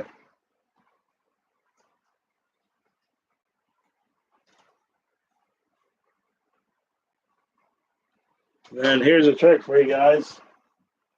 If you haven't seen it yet,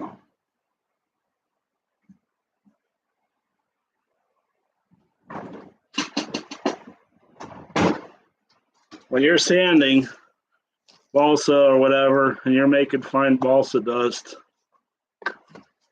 save it, because this makes excellent filler material. I can't say it enough. So anyways, this is really fine, and it's already sticky. See, it'll hold its shape. So I got a, right there, I got a gap. You can't hardly see it. Oh, there you go. But it ain't touching. The only place it's touching is there. So take a little of your dust here and work it in there.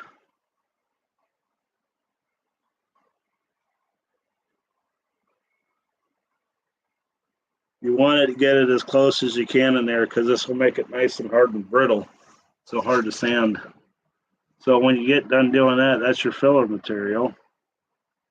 And watch, I don't know if you'll be able to see the smoke on here, but I'm just going to dibble ZCA in there. It'll smoke. There it goes.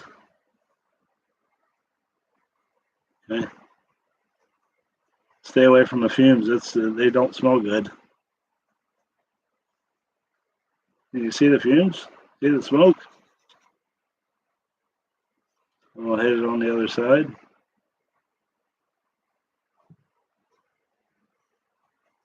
That to me is probably the best filler you can get. But the downfall to it is it's very hard to sand. Because this stuff will get, it's hard.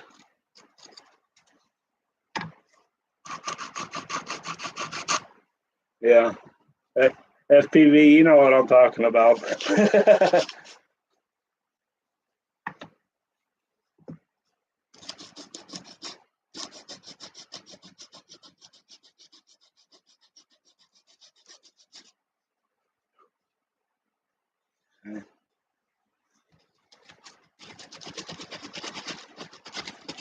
Now you'll never see this because this is getting sheeted also, but yeah.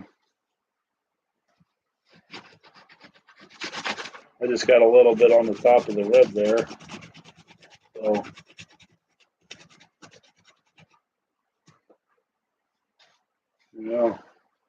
fixed. That's the only place that I got to do that at. So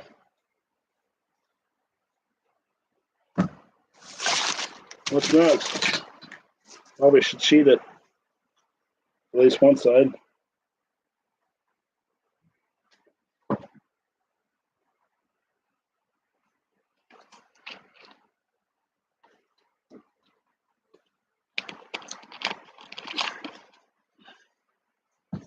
Okay.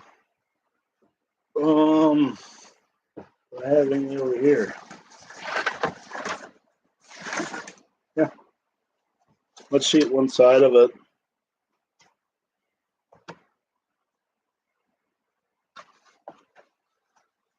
Got a little thin there. So, not yet. Can fix that.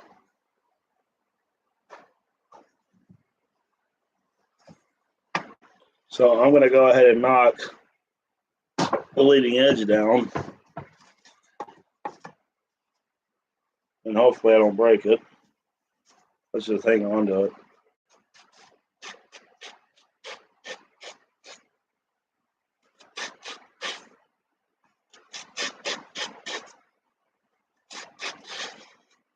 I'm just going to rough it in.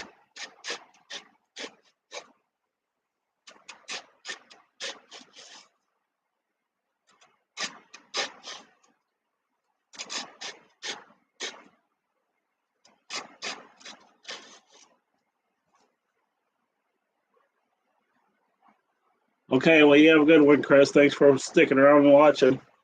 We'll see you on the next one.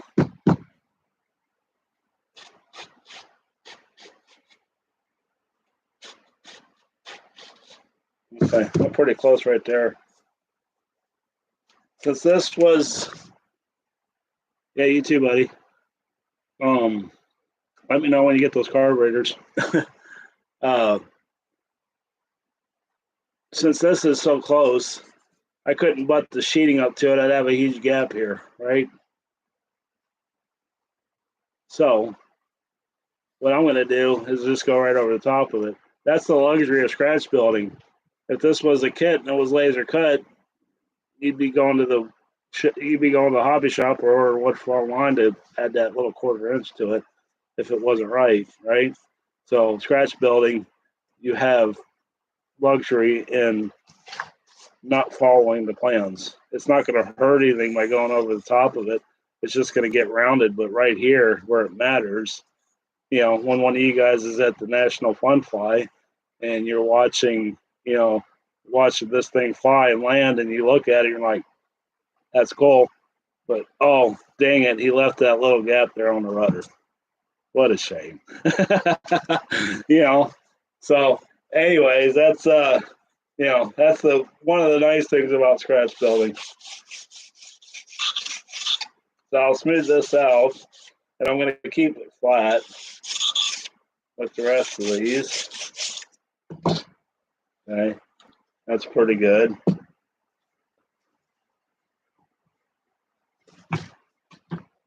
Klein race car design. Cool. Hello. Welcome.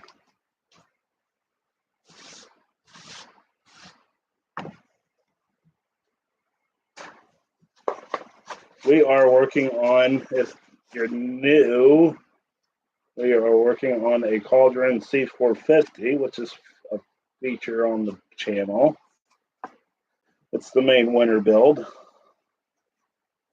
Okay, so this rudder's big.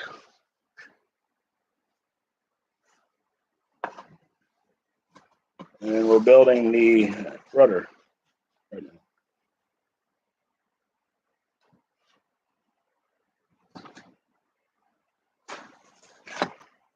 Okay. I'm going to mark it. I'm going to cut it a little big.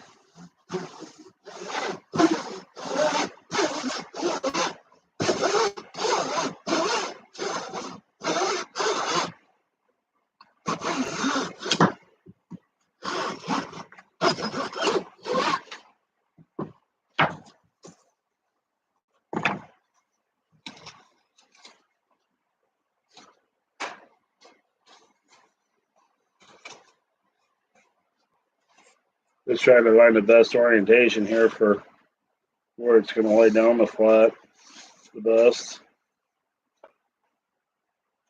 Okay. Do you fly?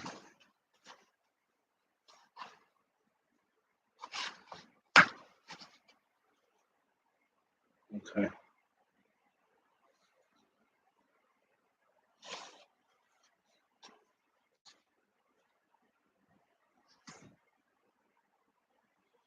So I'm going to mark out where my glue joint ends because this thing going to be wide enough. I'm going to have to add a little bit off to the tail end there.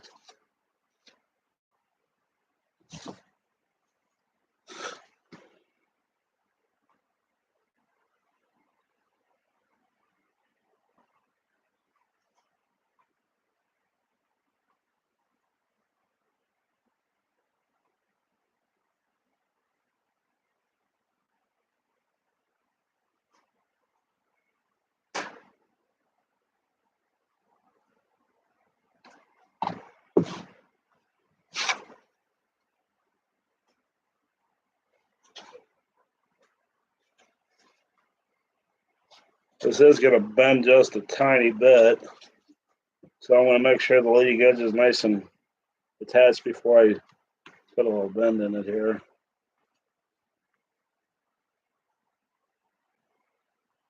Okay, RC cars. Yeah, building is definitely a fun challenge, winter challenge. You really do not need the extent that I've gone to have the barn and all the tools and everything. Building can be aggravating and you know uh, rewarding all at the same time. I would highly recommend it if you're a flyer and you want to build something. Well, you don't have to be a flyer. You can build in there and learn how to fly. But Old School Model Works out there is got very, very nice kits. So that would be a good place to start for building.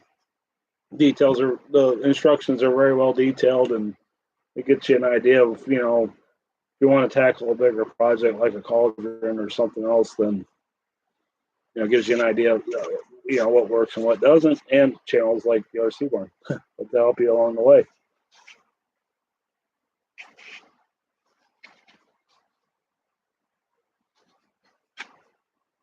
Geez, this thing does not, this piece of wood must just have a little bit of curl to it. Yeah, they're really cool.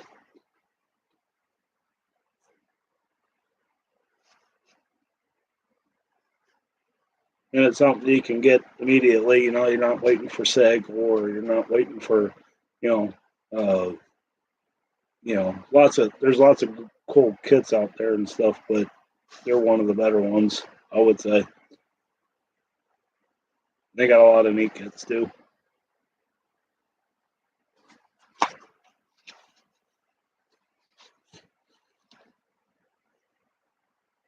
If anybody's a beginner and looking for, building tips and tricks and stuff like that, check out the Flying King series. I went into that build in pretty great detail. I mean, it was a scratch build, but it was still following along the lines of the kit. So, that's a pretty neat series, and it's still getting attention today. Of course, I've modified quite a bit on it. It's still got to get the Bombay doors working. Okay.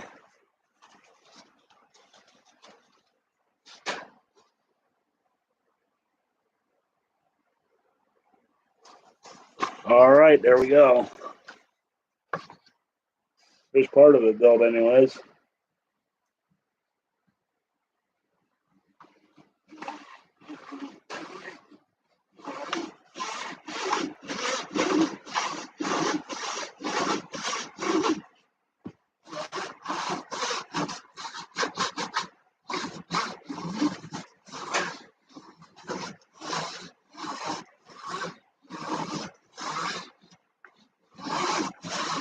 All right, guys. Well, we're starting to get some drop-offs and stuff like that happening. We've been at it for 2.5 hours. Is anybody want to do this again next Sunday, or should we take a break?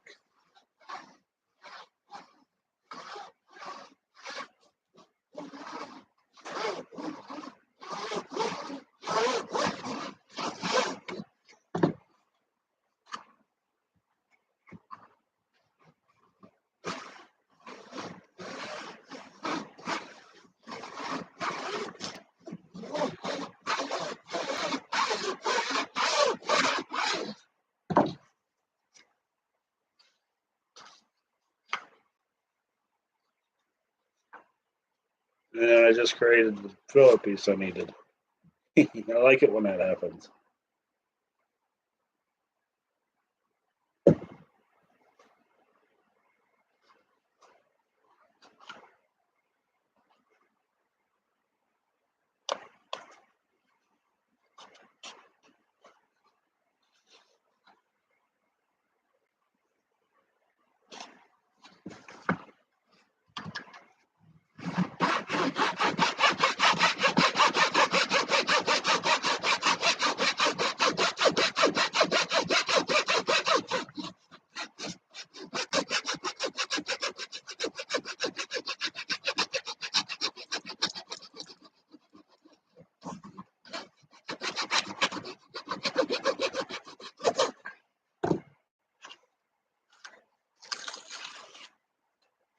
Don't like that anymore.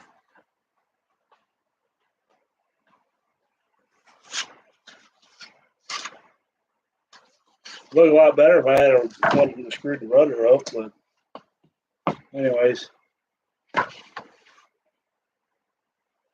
All right, guys. Well, I think I'm going to cut it off here. So, any other questions, or do we want to keep this going?